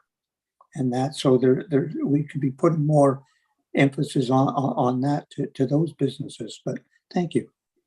Thank you, Councillor Edwards. And I think you just reinforced the importance of us going through the appropriate process that staff has just walked us through, because I do think there's always other sides to the conversation. And as soon as we open this up, and as staff did note, that was a program or an initiative we started 2 years ago. There's a tremendous amount of community involvement guided by a consultant to help us come up with the actual framework. It's just interesting. Today is the first day we're actually looking at implementation, and it's just already putting some question marks in our brain. And I think that's a good thing, because we're all being good stewards or trying to understand how we're spending our taxpayer dollars, which is good. But I think what we're faced with today is just the reality of how that works. So I feel like staff has some good direction as to what they could include in the report. And I would say that Councillor Edwards' perspective is an important element of that. Councillor Zavitz, do you have a new question? I thank you, and I do, and it's again on this, and I'm supportive of this whole program, but I do have the same questions that Councillor Moyer Kent and Councillor Nishikawa and others as I read these first two outtakes or intakes, if you will.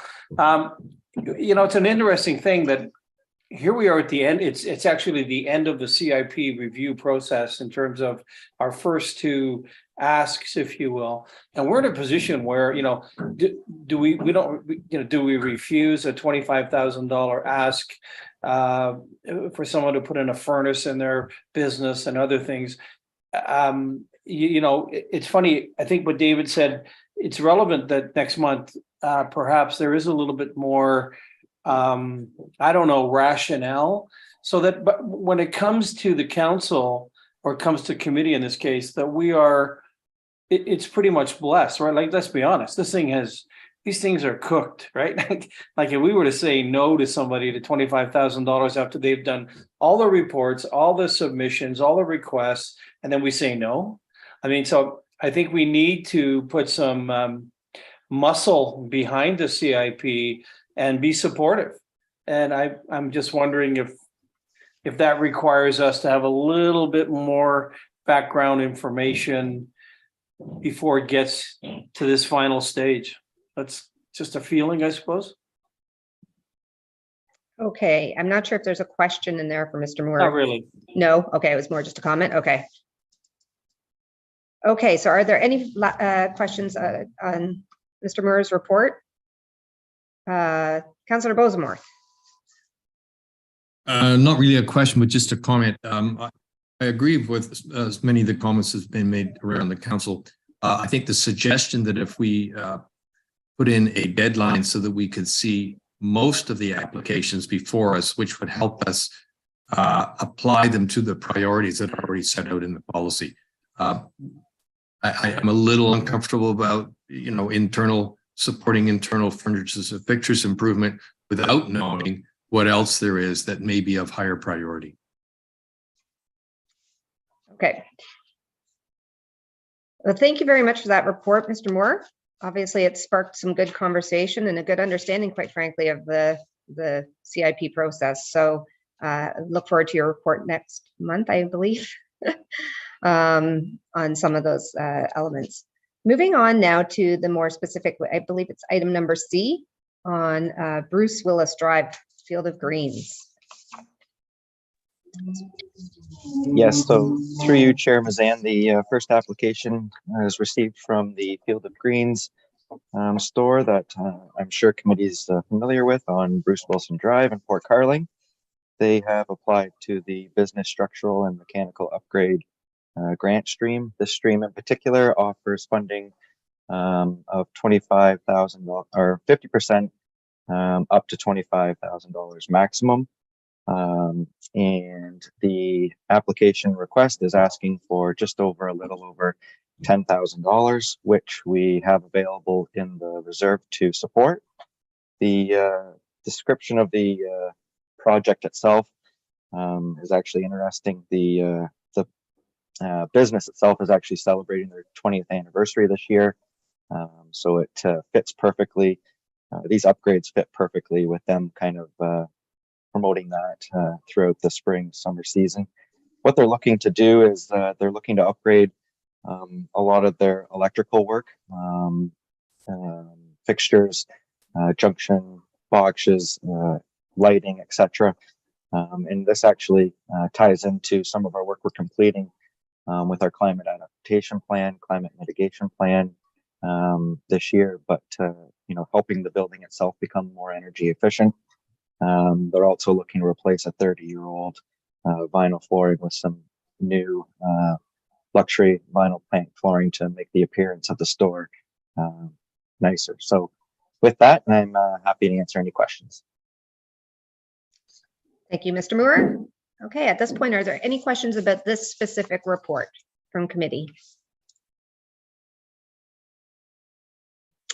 Councillor Moyer, okay. Okay, so I'm a big user of Field of Greens. I understand the business and I understand, where they fit into the community. I see them as a high-end retailer, sort of on the luxury end. If you want to go to the IGA, you go to the IGA. If you want something a little bit more fancy, you go to Field of Greens.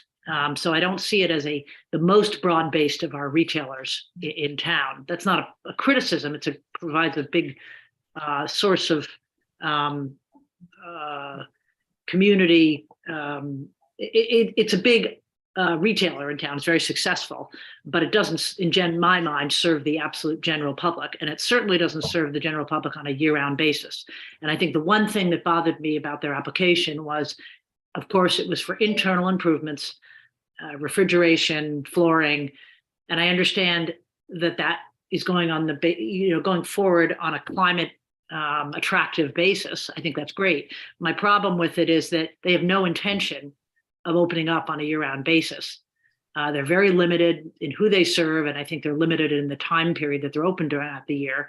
And I would just raise that to some degree as antithetical to what I understand to be the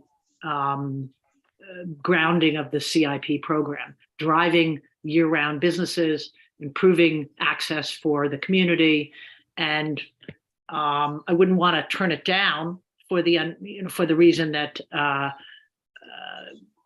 that Councillor Boson, or I think it was, actually I forget who mentioned it, we would disincentivize everybody. On the other hand, I raised some red flags about this one in particular, and similar red flags, by the way, about the next one. But I don't see the long-term community benefit or seasonality benefit of this particular grant. Okay, thank you very much, Councillor Kent. I don't think I heard a question in that, and I just want to remind committee at this point, we're just asking questions regarding the staff report. I just want to, is there a supplemental, is there a specific question for Mr. Moore on the report? I guess my question, can you hear me? Yes, yep. Okay, my question is, how does this particular, the lack of interest in opening up on a seasonal basis support the goals of the CIP? Thank you. Mr. Moore. Yes, thank you. Through you, Chair Mazan. It certainly can be a bit challenging. Obviously, as a municipality, we don't have the ability to control business hours or provide some type of incentive or grant just for staying open longer. And it's long been a battle since I've been here of kind of that chicken and an egg of us speaking about a longer operating season, encouraging businesses to stay open year round. And I think part of that is us putting some skin in the game. And I think providing these programs, these tools is doing just that. I think if we want to have that relationship with our business community, if we want to have that ultimate goal of working towards extending the seasons, we need to provide that support to them. We need to work with them and encourage them to do just that. And I think these CIP programs are just one part of that, is a tool for us to kind of say, we're out here leading the way. It's important to us, and we're showing how important it is to us by providing some funds. So I don't know if it's a direct answer in particular, but I think it's kind of a way to try to encourage that aspect to it, versus if we make the programs more restrictive, limit them a little bit, I don't think they're going to have as much impact. And it's certainly going to be harder to work with that business community to encourage them to stay open longer, without us kind of showing that support and leading the way. So I guess that's kind of my answer to it. Again, not a direct answer, but the best I would kind of summarize it. Thank you. Thank you, Mr. Moore. Committee, are there any other questions about the staff report? Okay, seeing none, I am going to read the resolution to get this on the floor. Oh, Councillor Roberts, do you have a question for staff? No, regarding no, the I do report? not have no, I do not have a question for staff. I just jumped the gun. Go ahead. Okay, thank you. I appreciate that. Allow me to read the resolution, and then I think you had your hand up first, Mr. Roberts. Okay. Moved by Councillor Moyer-Kent, seconded by Councillor Mazan. Or no? Sorry, just give us a second, please.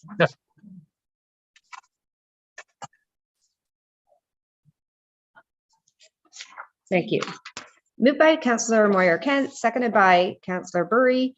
Be it resolved that the CIP Business Incentive Program application CIP-01-22 outlined in Appendix 2 of Staff Report CED-2023-07 be approved, and that the Director of Development Services and Environmental Sustainability be authorized to execute the financial services agreement on behalf of the township. Now, does anyone have an opinion on this item or a say in the matter? Councillor Roberts. Thank you, Madam Chair. Now it's my turn. With this application and the next application, I would like to request a deferral until April for two reasons. For all the good conversation that we had just prior to this application on the context of the CIP and re-looking at that and what other applications are out there. And the other reason is we are going to have a significant challenge in the next couple of weeks on the 2023 budget. And in my opinion, every activity, every project that we're doing, every role of staff should be scrutinized if the numbers that we are seeing are true. So I would like to just defer this to April till I fully understand the demands on the township for the 2023 budget. Thank you. Thank you. I was just getting some clarification from our clerk, just confirming that we can ask staff. Okay, Mr. Murray, you do have your hand up. If you could comment on what a deferral might mean for this particular application. Yes, thank you, Chair Mazan. I did just want to touch on that item specifically. I will remind committee the funds for these applications have already been approved and budgeted for. So the funding is available right now to support them. I think moving into the 2023 budget, there would certainly be opportunities to discuss the annual contributions to this program, etc. at that time. As it relates to a deferral of the applications themselves, unfortunately, I think it would make each of them ineligible if they were to be deferred. A big part of the policy and the program itself is that the businesses themselves must receive approval from us for the funding ahead of beginning any of the construction work. And I know for these businesses in particular, they've spent a great deal of time lining up contractors, etc., working with their business timelines on reopening plans, etc., to have that work completed. So if we were to defer the applications themselves, they would have to make a tough decision, I think, themselves, whether they would A, move on with the work and become ineligible for the funding, or B, hold off. But I know in talking with them, Given their tight timelines and lining up contractors, we know how difficult that can be. I don't think returning with applications would be in their consideration. So just an update as to how that would impact these applications. Thank you, Mr. Moore. Councillor Roberts, I still see your hand is up. Do you have a supplemental? Yes, I have a supplemental. Just a clarification. Yes, I did fully understand that the money was in the reserve, but council can take money from reserves, from one reserve to another reserve, to cover off expenses that they want to do, or they feel that is a priority. So that's my comment on that. It's I think it still should be deferred. Thank you.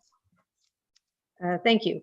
I think I saw Councillor Edwards first and then Councillor Nishikawa second. Yes, thank you. At this point, I would not defer it. Field of Greens will be opening in the spring. If we wait till April, they won't be able to do the work, and that it's creating jobs in the winter for other contractors, which is a good thing.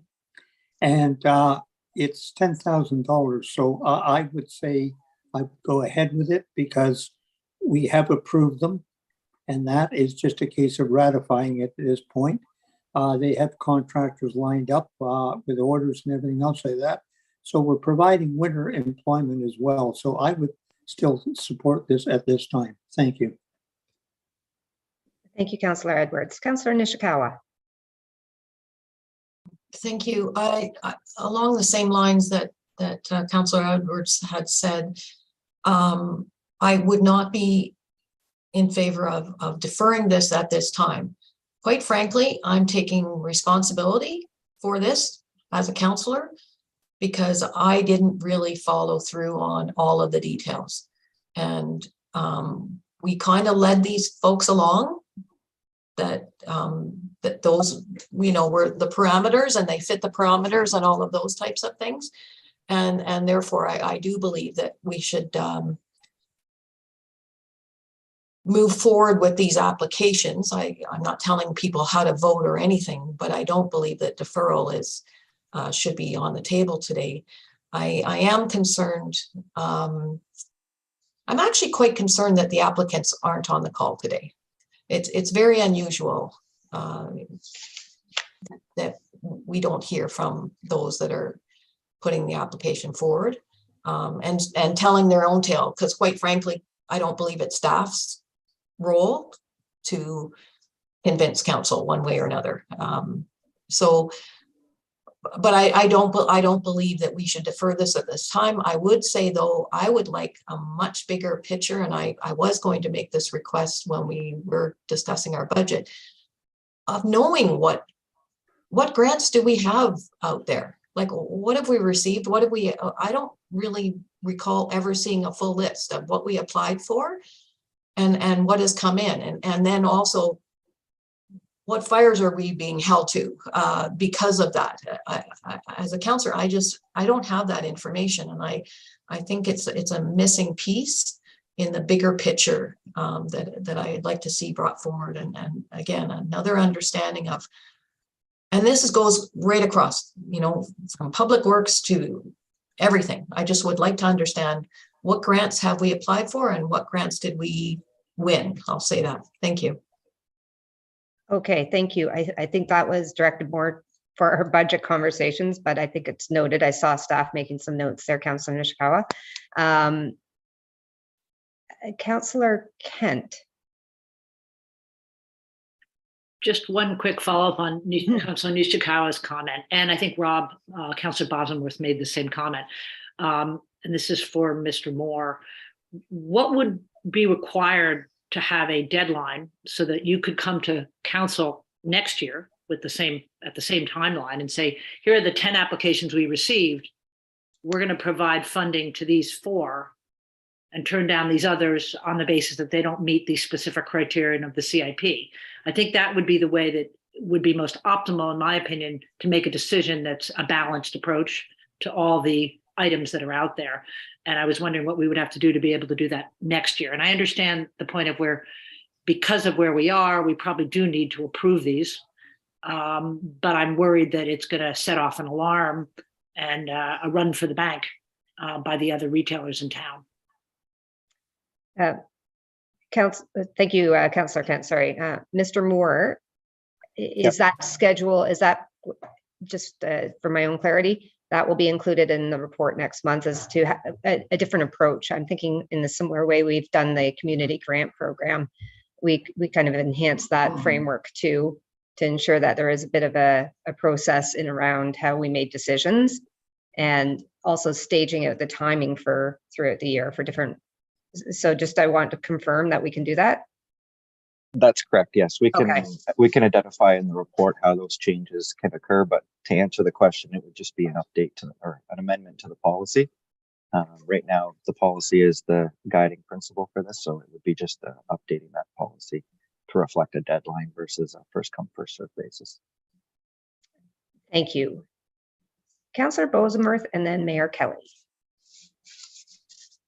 Thank you, Chair. I'd be interested in what are the time, when did we start this program and does it have an end date? And what I'm trying to get at is how many applications are we expecting?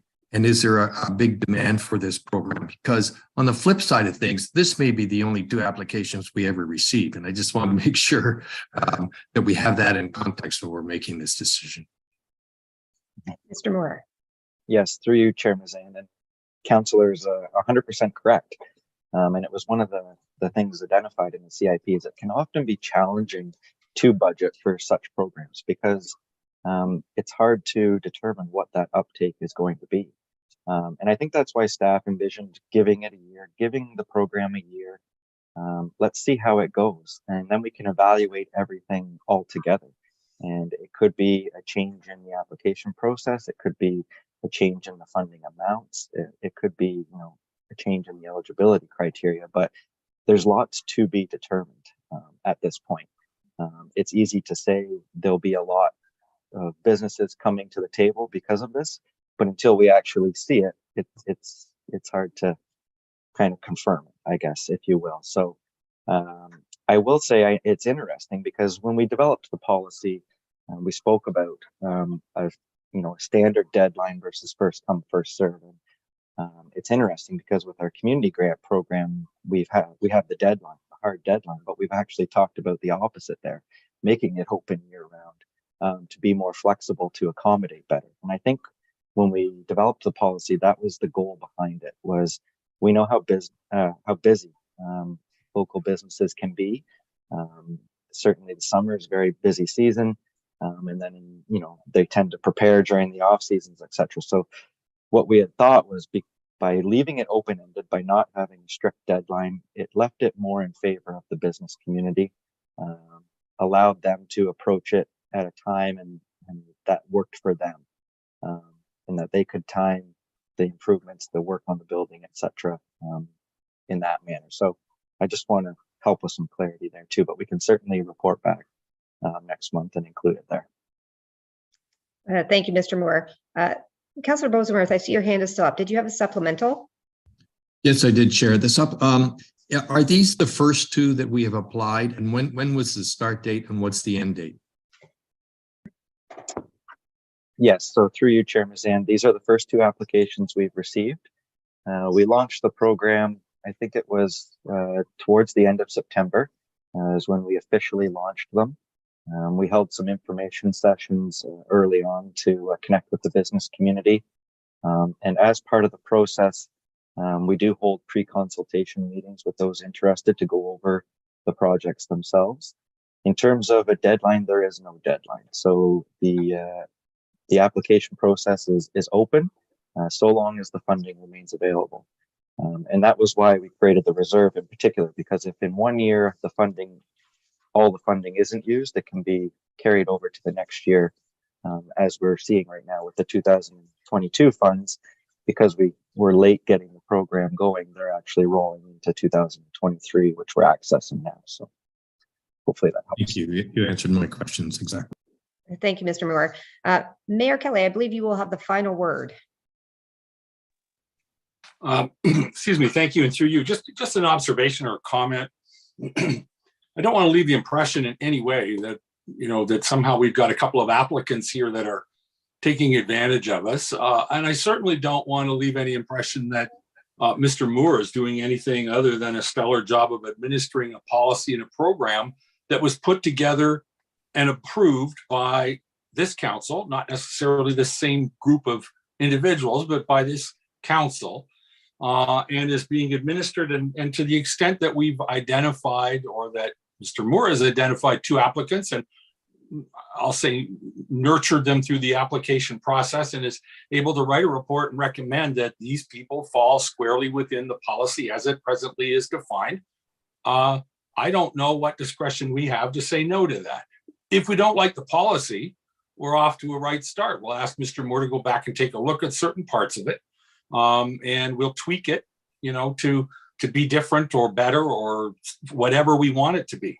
But from what I'm reading in the report, I think there's been a great amount of work and a great job of administering a brand new program. We've had 2 applicants take it up. We've had, I think it's a while ago, Mr. Moore presented it, but a couple of 20 minutes ago, I guess. But, it seems to me that Mr. Moore said he was quite excited to have these 2 applications. Well, I'm excited too.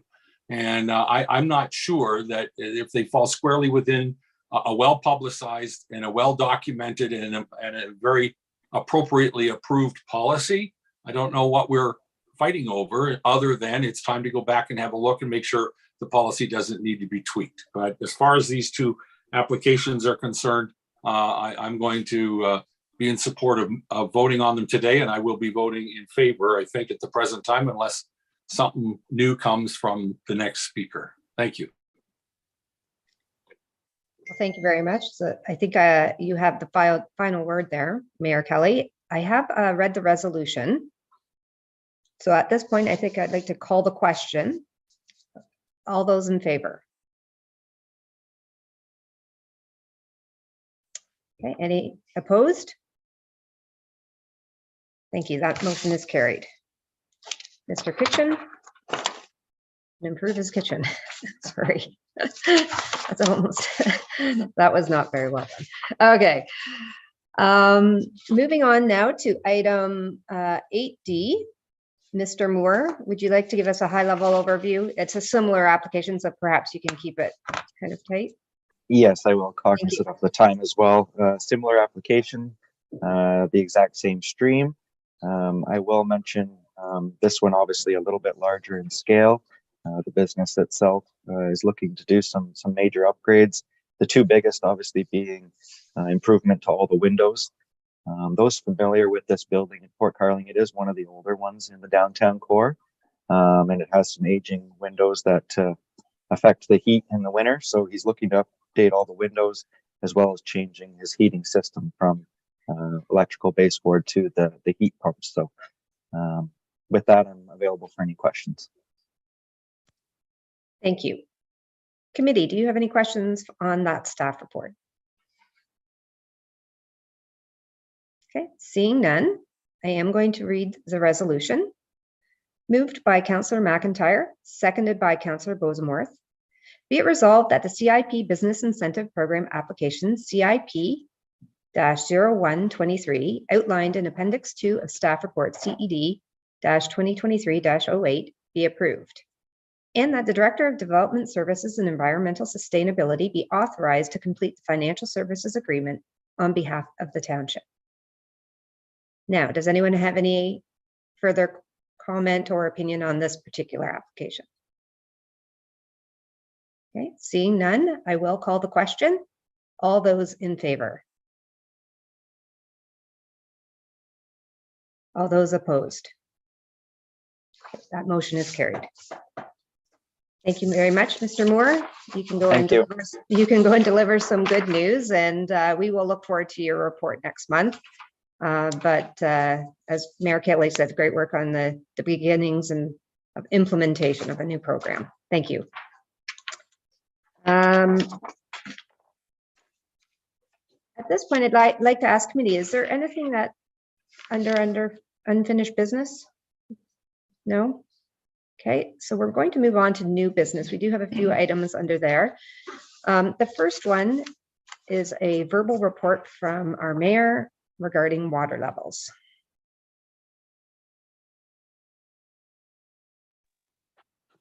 Thank you, and through you. I think probably everybody on council has been made aware over the last couple of weeks of the, I'll say dangerously high, but the extremely high water levels, particularly on Lake Muskoka, but also on Lake Rosso as well.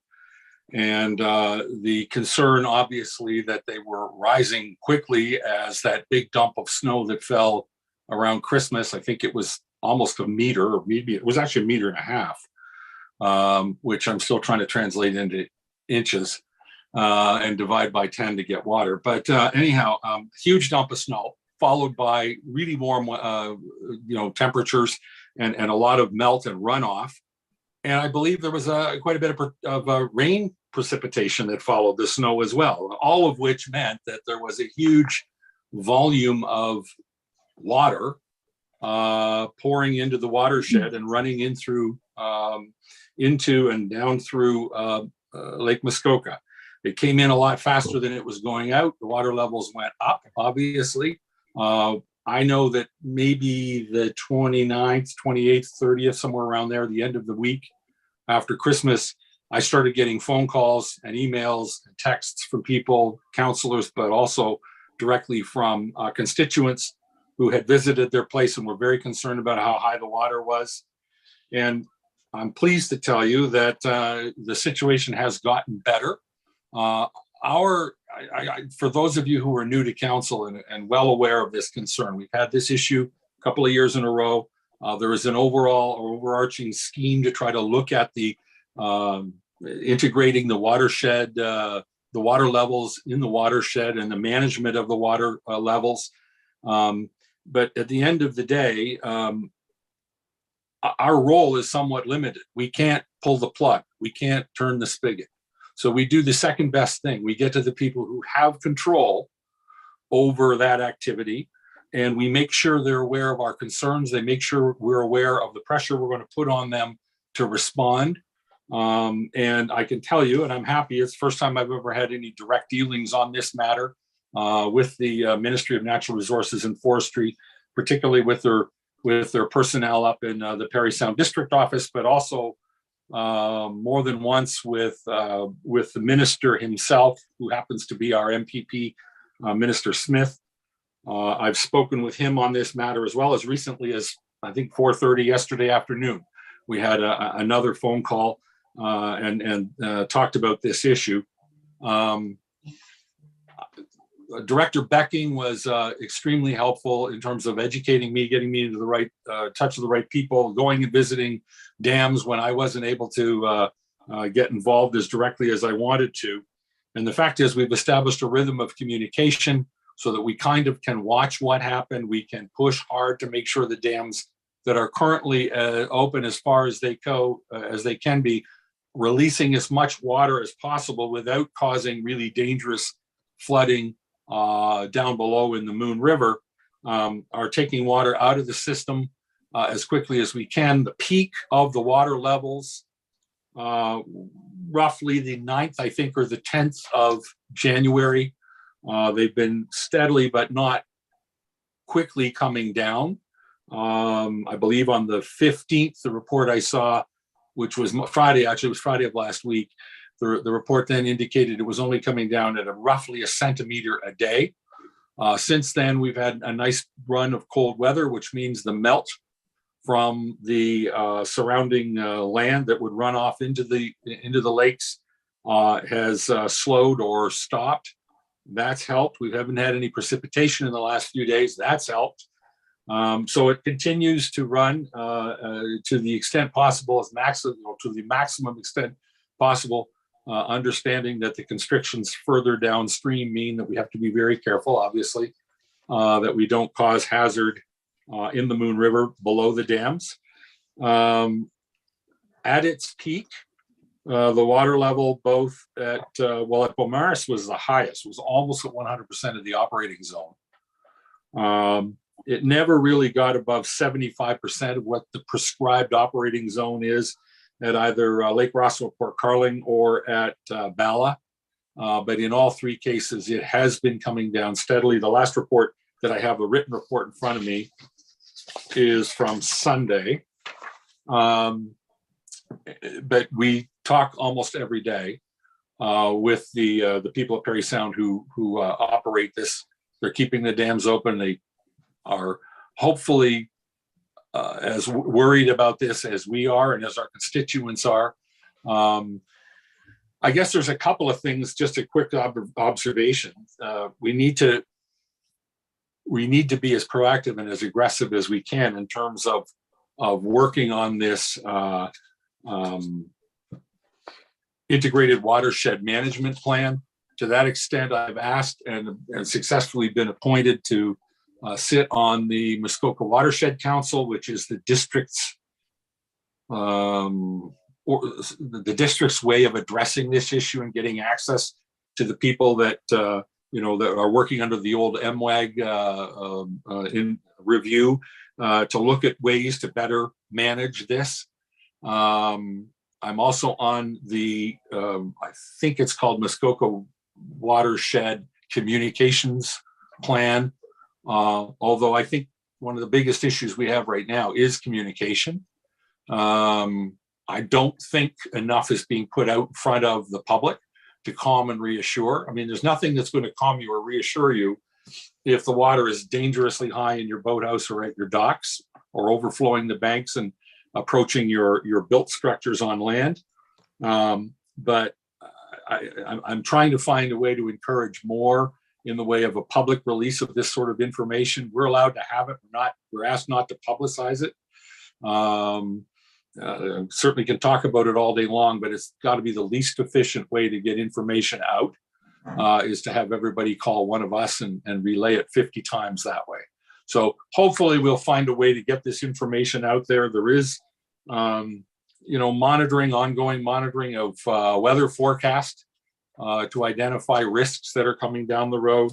I think I haven't seen today's cut on this yet, but I think with this rain that's in the forecast and slightly elevated above 0 Celsius weather or temperatures, there's a risk of starting the runoff again.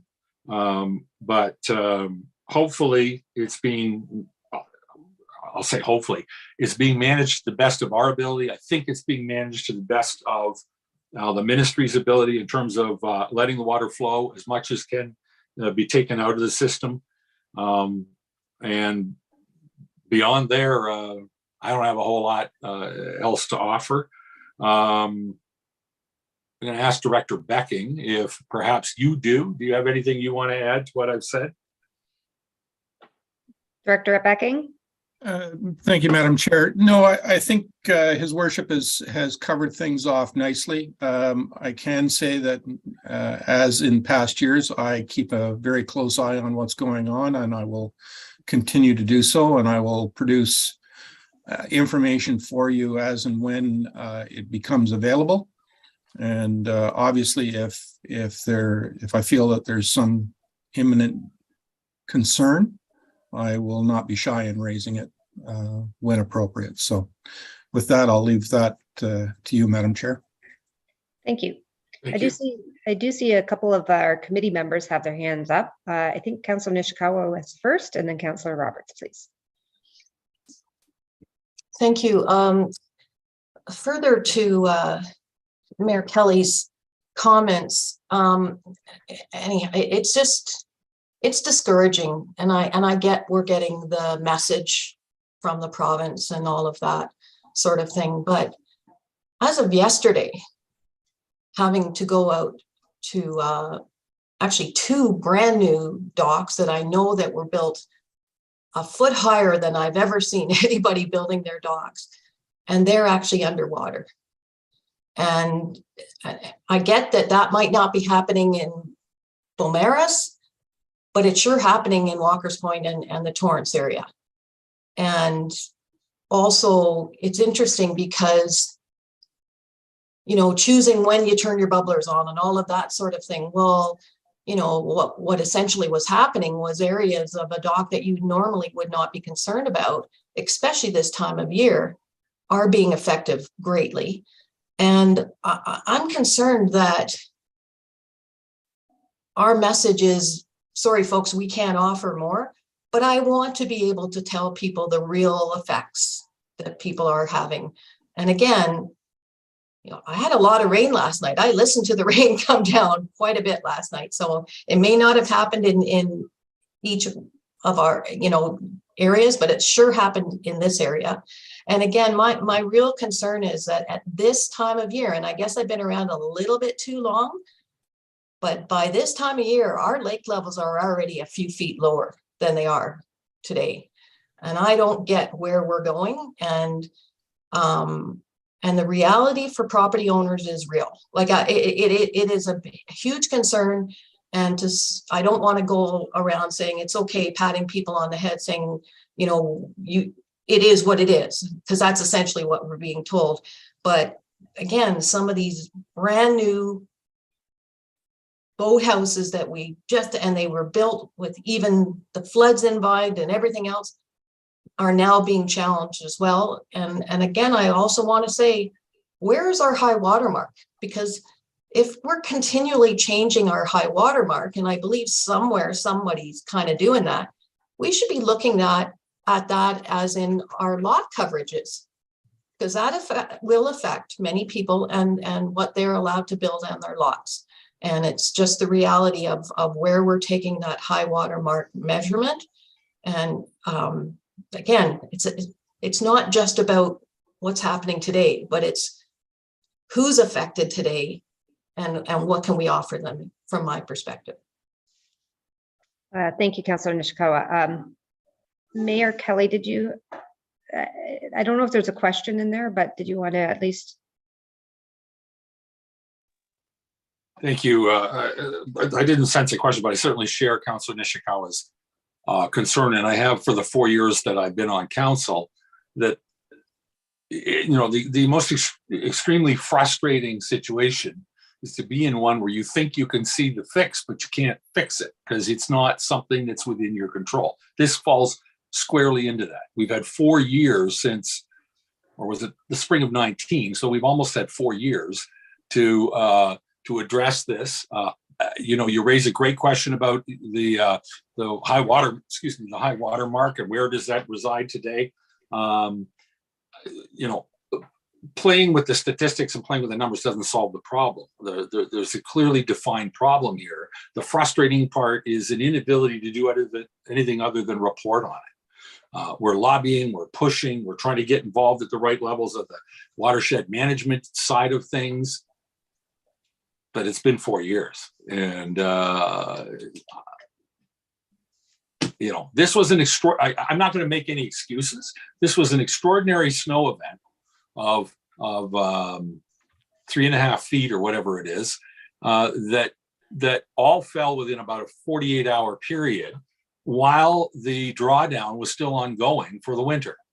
And it just literally, 40 inches of snow or 60 inches of snow translates to 4 to 6 inches of water, just brought the water level up instantly by that amount, plus whatever ran into it as the snow melted and the rain fell over the next few days. So, it's an extraordinarily unusual event, but it dropped in where the water levels were still being brought down. The winter drawdown was still ongoing, kind of interrupted that and topped it up.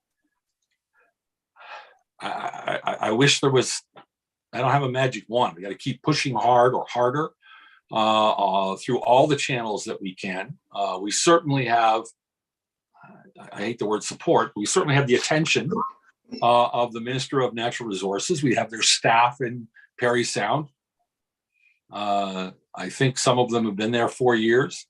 We've got this new watershed management group that's working through the Watershed Council, hopefully going to come up with something prescriptive to fix rather than to remediate and run around trying to fix things in the moment. So I agree with you, and I can certainly sympathize with you. It's very frustrating. Trust me, it is. I want to get stuff fixed. I didn't come here just to do the play-by-play on stuff that isn't getting fixed. Thank you. Councillor Roberts and then Councillor Zavitz. Thank you, Madam Chair, and through you, thank you for the the sincere background, Mayor Kelly, on that, and I share your frustration with this not being able to be the control of our destiny. But I know you and your colleagues are doing what can be done, or trying to get it done. I have two suggestions, and again, this is just for information. It's not going to fix the problem.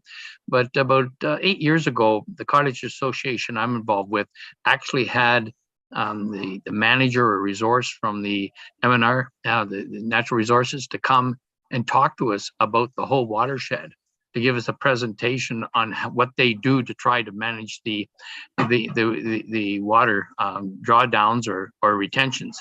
And I think it may benefit council to ask them to come and just give us information. It is just information. It's not going to be a solution, but at least you'll have a better understanding of the whole watershed and all the things that they have to do to monitor it. So you'll get a better feeling of what's happening. The second thing is that I really thought there was an excellent discussion we've just had, and perhaps we provide a link from this meeting on Engage Muskoka that talks about, we have an Engage Muskoka page that talks about water levels, and it's right up in the top left-hand corner and pushes down the official plan that's there currently now, I believe. That, when push people to Engage Muskoka, that does give some of the reports. I know they're just reports, and it does give a link to this discussion that what council is trying to do, and I think it would help. Thank you. Those are my suggestions. Thank you, Councillor Roberts. Councillor Zavitz. Thank you, and through you to the mayor. I implore you to amplify, your voice. All of these committees, man, am I ever sick of hearing about committees. Those committees should have hip waders, and they should be going to the control dams and actually managing the water. I can tell you that what's frustrating for me, and we're sharing our frustrations, is that back in November, when we had an opportunity, the people that manage the watershed had an opportunity to expel the water, get that water down, get ready for. So now we're talking about 4 feet of snow, 3 feet of snow, whatever. Guys, we're only going to have more of this. So the normal operating zone of Lake Muskoka is too high by, I don't know, 18 to 24 inches. And tell me I'm stupid, but I can tell you that's the problem. And they're running that. Bella Bay is running, the hydro plant's running at 100% all the time when we don't even have air conditioning on. So point being is that they're running, Bella Bay's high, you guys up on Lake Muskoka, and then as it moves on up, we have too much water in the system, and they're keeping it there, and they're using it to generate the 16 hydro plants that we have in the system. That's got to be the problem. And I hope that, Mayor Kelly, you can carry that messaging to Mr. Smith, who may actually pay attention to it. Thank you. Thank you, Councillor Zavitz. Councillor Burry. Thank you, Madam Chair. Just a point. There is a really fine balance to water levels. And anyone that understands fish and fish spawning and fish spawning beds are going to need to understand that they need water. And bringing down Lake Muskoka too far in the fall, by the way, lake trout spawn in the fall, September and October. If you take the water too far down, you take their spawning beds, and then you don't have fish. So while I understand Councillor Zavitz's point, the other side of that, and this is the balance that the Ministry of Natural Resources has to deal with, is that there's a space where they need to keep the water through kind of October, November. The water does need to cover those spawning beds and keep covered over the time, and it's a very complex piece. And part of our problem is that we can't expel it fast enough out of the Moon River. I mean, that really becomes the core problem. We've got, a couple of dams below the Moon River that just don't have big enough escape hatches. And so we move water quite slowly, but the point's well taken. And thankfully it's not our problem because it is complex. But that, we can't just drop Lake Muskoka in September and October and then hope that it's going to refill in April and May, because we will destroy our fishery, and that is part of our attraction as cottage country. Thank you, Councillor Burry. I don't know if I see any other hands. If I could, I would like to make a couple quick summary comments as well, Mayor Kelly. I think I heard from committee members a desire for more information, and I certainly would support that. There are new members, but certainly as somebody who has been sitting around this table, and this is a significant point of interest for me, I wouldn't mind hearing again a status update on this integrated watershed management. And if I reflect back to 2019 when the significant flood happened, money was set aside, this integrated watershed management became the outcome.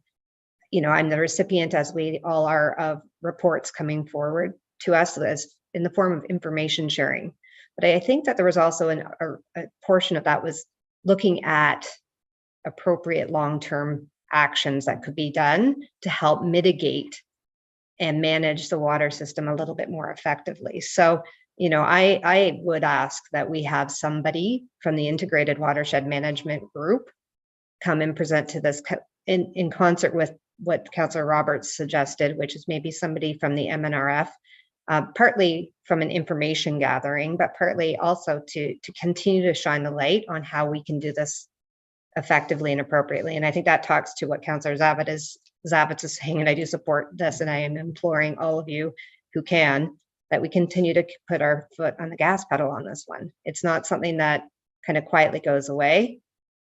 We just suggested that this was an unusual event. It was a significant weather event, is what we called it, throughout the holiday period. We just talked about how 2019 was an 100-year flood. Well, if we follow the science and climate change, we are to expect more and more of this. I think we need to do a much better job of putting this as a priority and knowing how we are, and we have a role in it for sure. Our role is not only communications, it is, and I think it noted as a lobbyist or an advocate on the township side. So, just would like to see maybe step one is getting more information for our entire group, but step two is let's actually really understand from a strategy standpoint how we manage this effectively, because this is a significant group of people who are our residents that are impacted. And if we're to anticipate more of these types of events, we need to make sure the plan reflects that. And my last comment on that, I think Councillor Nishikawa mentioned it. What is our normal operating zone? Or maybe it was Councillor Zavitz.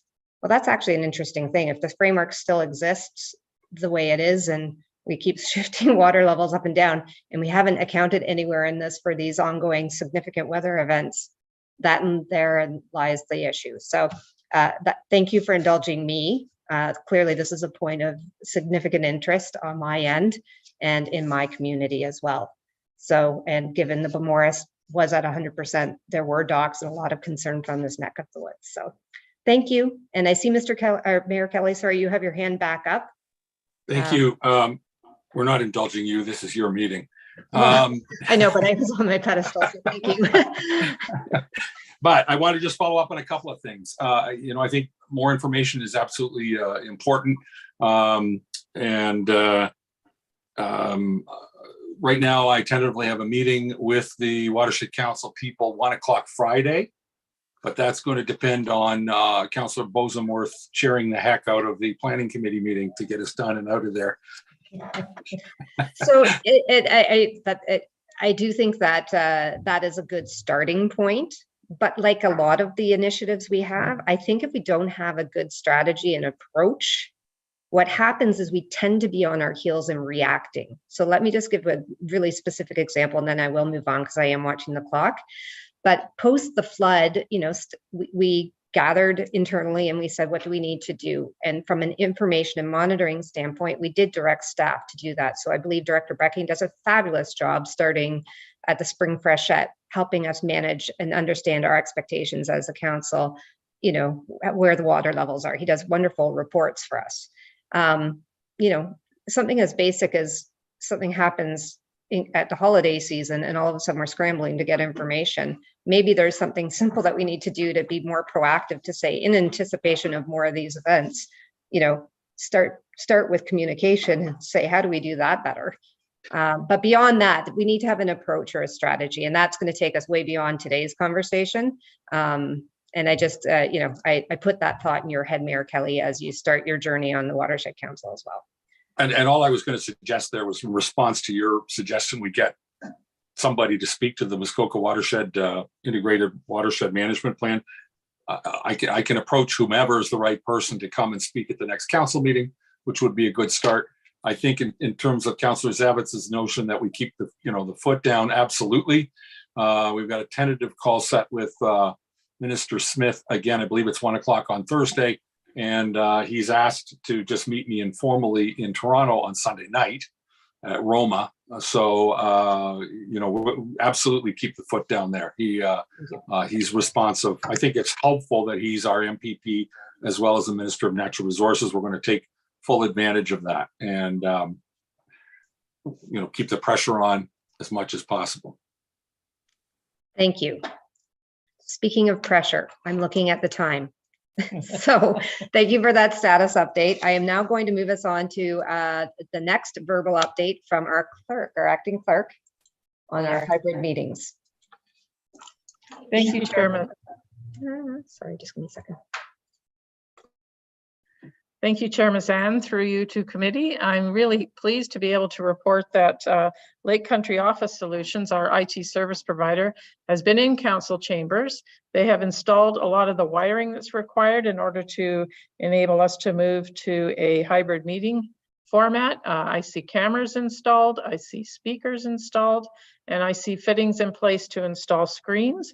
It's my understanding that they will complete the installation of hardware next week, and then as soon as we can manage it, we will start to train staff on how to use all of this hardware.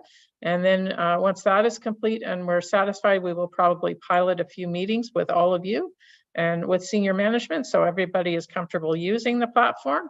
And if all goes well, perhaps we'll see use of the hybrid meeting platform in February, but most certainly in March. So hopefully soon all of this Zoom will be put to bed and we can meet as we choose to and as best suits all of our individual needs, both council, staff, and the public. So exciting news, in my opinion. Thank you.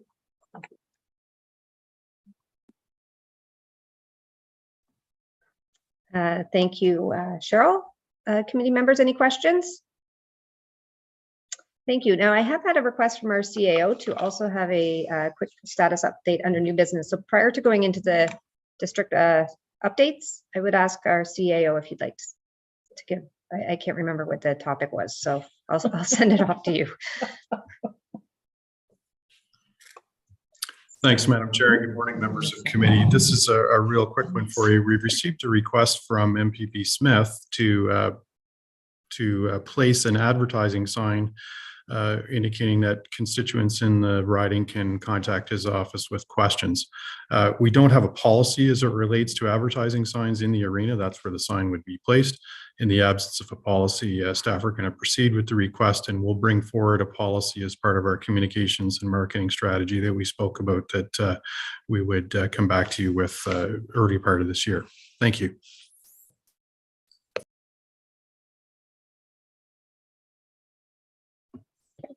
Thank you. Any questions for our CAO? Councillor Nishikawa. I can't help but ask this. What are we getting financially? Because, you know, that is advertising space that we offer to others. And I'm actually just a little bit concerned about this, honestly, because should councillors be taking out advertising space? It's a different conversation, I would say, for sure. And I also am concerned about how many taxpayers are paying for this. I guess it just seems a little bit odd to me, honestly. And I feel like we're getting involved in party politics. which is municipal governments is not supposed to be about. Thank you. And I will turn back to you, CAO. Madam Chair, the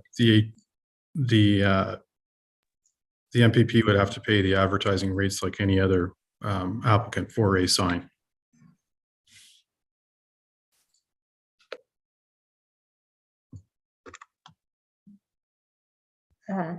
Question, I guess, just as a follow-up then, would the policy that you're coming back with include language that we could then, if Councillor Nishikawa and or others had questions at that point, we would be able to have a further conversation. Is that correct? Yes, that is correct. It would, the policy would address political advertisements. Okay, thank you. Thank you. Any other questions? Great. At this point, I'd like to turn it over to our district councillors for updates. So I will start with Mayor Kelly because he looks like he's reaching forward. So.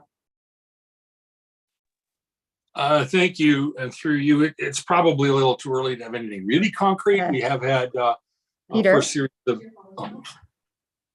Can you hear me? Now I can. Yes. Sorry. You know, I was saying it's probably a little early in the day to say we have a whole lot accomplished. We've been sworn in. We've had some training both at the district level and integrated training last Friday, which quite frankly was, I thought, useful. We've been split into the various committees that we're all representing on and moving forward. The budget's coming in the next 2 or 3 weeks. That's obviously going to be a big issue because of the share that we carry. And frankly, the search is not so much for cost takeouts as for value. And that's how I want to frame it. But I don't have a whole lot else in terms of district issues. Thank you. Councillor Nishikawa, do you have any comments or? I mostly just want to highlight what's happening with health services in the district and look forward to more information concerning our new ambulance station. I'm going to say Port Carling, but it's a Glen Orchard location. But there will be more discussions about that build at our upcoming meetings, and mostly from a financial perspective. Interesting, more discussions happening with the Fairburn long-term care home and our, not Muskoka Lakes, but in general, the district portion and how that could be changing. Thank you. Thank you. Councillor Burry. I'm sitting on finance, and so obviously going to have my knickers in a knot fairly soon. You know, I do get I'm with the mayor on value and value for money. You know, the fact that the district is talking about building a paramedic station in Glen Orchard that's a standalone building. You know, we stopped standalone buildings in most municipalities across the country decades ago, and we've looked at multi-purpose buildings, trying to combine services that municipalities provide. And so I'll probably get my nose into that one, and we'll continue to try and ensure that the disproportionate amount of funds that we send to the district, at least we get some value for. Thank you. Councillor Edwards. Yes, we haven't had any meetings with the Community and Planning Services, which I sit on, but I would like to, because it's new business mentioned, I don't know how many people looked at the correspondence that came out, but you know, it used to be on our general finance meeting. We had a list of all the letters linked into what they were, because we're missing Bill 23, and that will allow swamps to be filled in and built on, which means we could have more flooding in the future. But we haven't even addressed that, or the strong mayors one. I think that's Bill 3, and that I would like to see them on our agendas And then we can bring them forward on that like we used to do. And I don't think you should have to go around getting somebody to second your motion. It should be part of the business meeting and that. And then as far as community updates, I hope everyone will go to the hospital meeting on Saturday morning from 10 to 11:30. Thank you. Okay, thank you, Councillor Edwards. So we moved into the next item, which is community events update. Does anybody else have anything they'd like to add on community events? We have the hospital. Mayor Kelly. Just two quick things. Friends of Muskoka Watershed are having an ash drive at Rosewarren Transfer Station. Unfortunately, it's this Saturday morning at, I think it's 8:30 or 9 o'clock. If you have ash, bring it out. I'll be there. I will not, unfortunately, be able to make the hospital meeting. The second thing is Winterfest is back after, I think, a 2 or 3 year hiatus. February the 4th, I think, is the Friday opening ceremonies. There's a thing in the Port Carling Arena, skating exposition. There's activities all through Saturday. There's actually going to be food on site. The Legion's opening their kitchen and so forth. So if you have a chance, come down. It's a lot of fun. Thank you. It's in Port Carling, by the way. Thank you. Are you doing the face painting?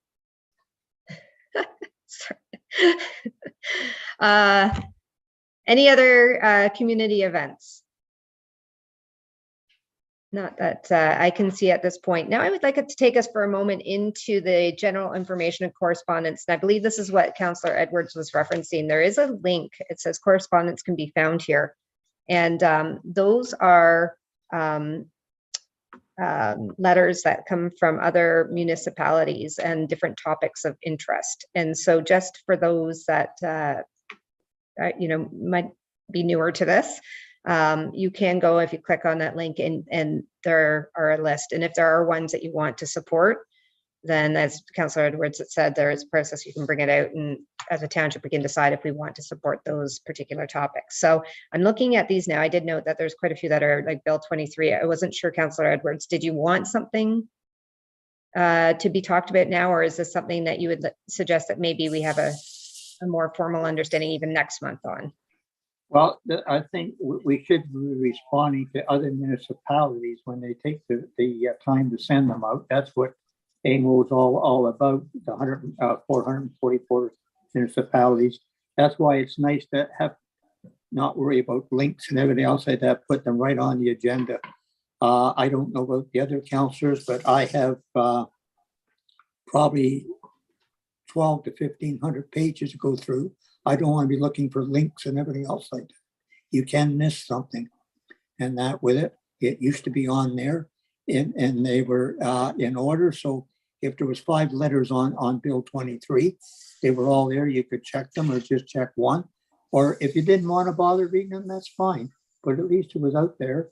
And it should be part of the meeting that if Bill 23 or Bill 3 or that, it can be discussed at that time, rather than having to get somebody to email or phone around to get somebody to second a motion that you want to talk to.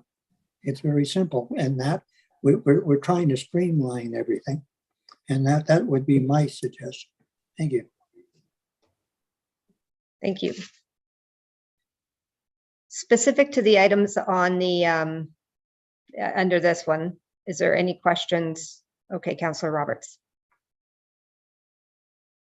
Thank you, Madam Chair. I support what Councillor Edwards has just said. I think that I just quickly linked into again, and for me to go through each one independently, it causes a significant amount of work. Just getting into each one of them and make sure you're doing them.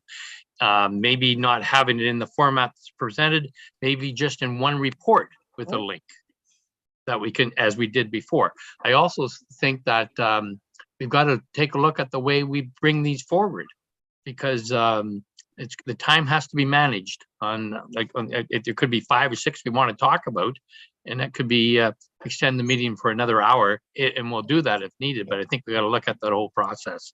So 2 things. I don't like the file system that we have set up. I think it should be all dumped into one report as an attachment to our agenda so we can see it all at once.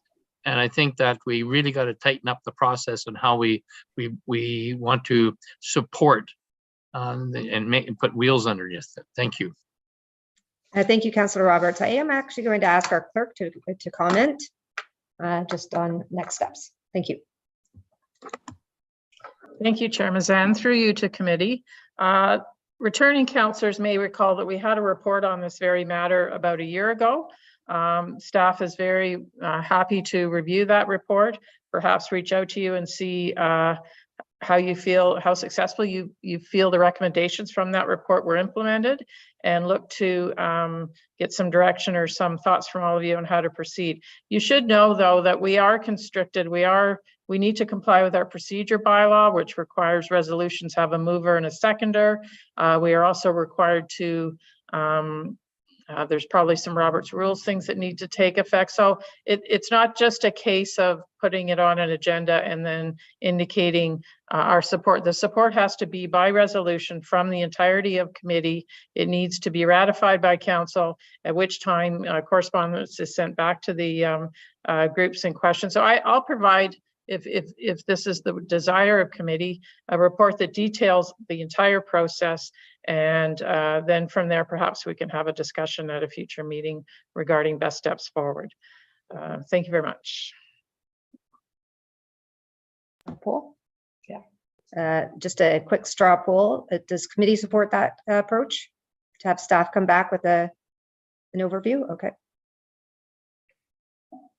Sorry, I need a better understanding. A quick straw poll. Do we support our acting clerk's recommendation as approach? That's good. I think we're getting an approval. Excellent. Okay. We don't have anything in closed. So I'm really pleased to tell you. I'm very pleased to tell everybody that we are moving to adjourn. So moved by Councillor Zavitz, seconded by Councillor Roberts, be it resolved that this meeting adjourn at 12:02 p.m. and that the next regular meeting of the General Finance Committee will be held on Wednesday, February 15th, 2023 at 9 a.m. at the call of the chair electronically from the Council Chambers Municipal Office in Port Carling, Ontario. All those in favor? Thank you. That has passed. We will see you at 1 for a council meeting. Is it the same? Is it the same Zoom call? No, there's another a different link. Thank you. Okay. Thank you. Have a great lunch. We'll see you in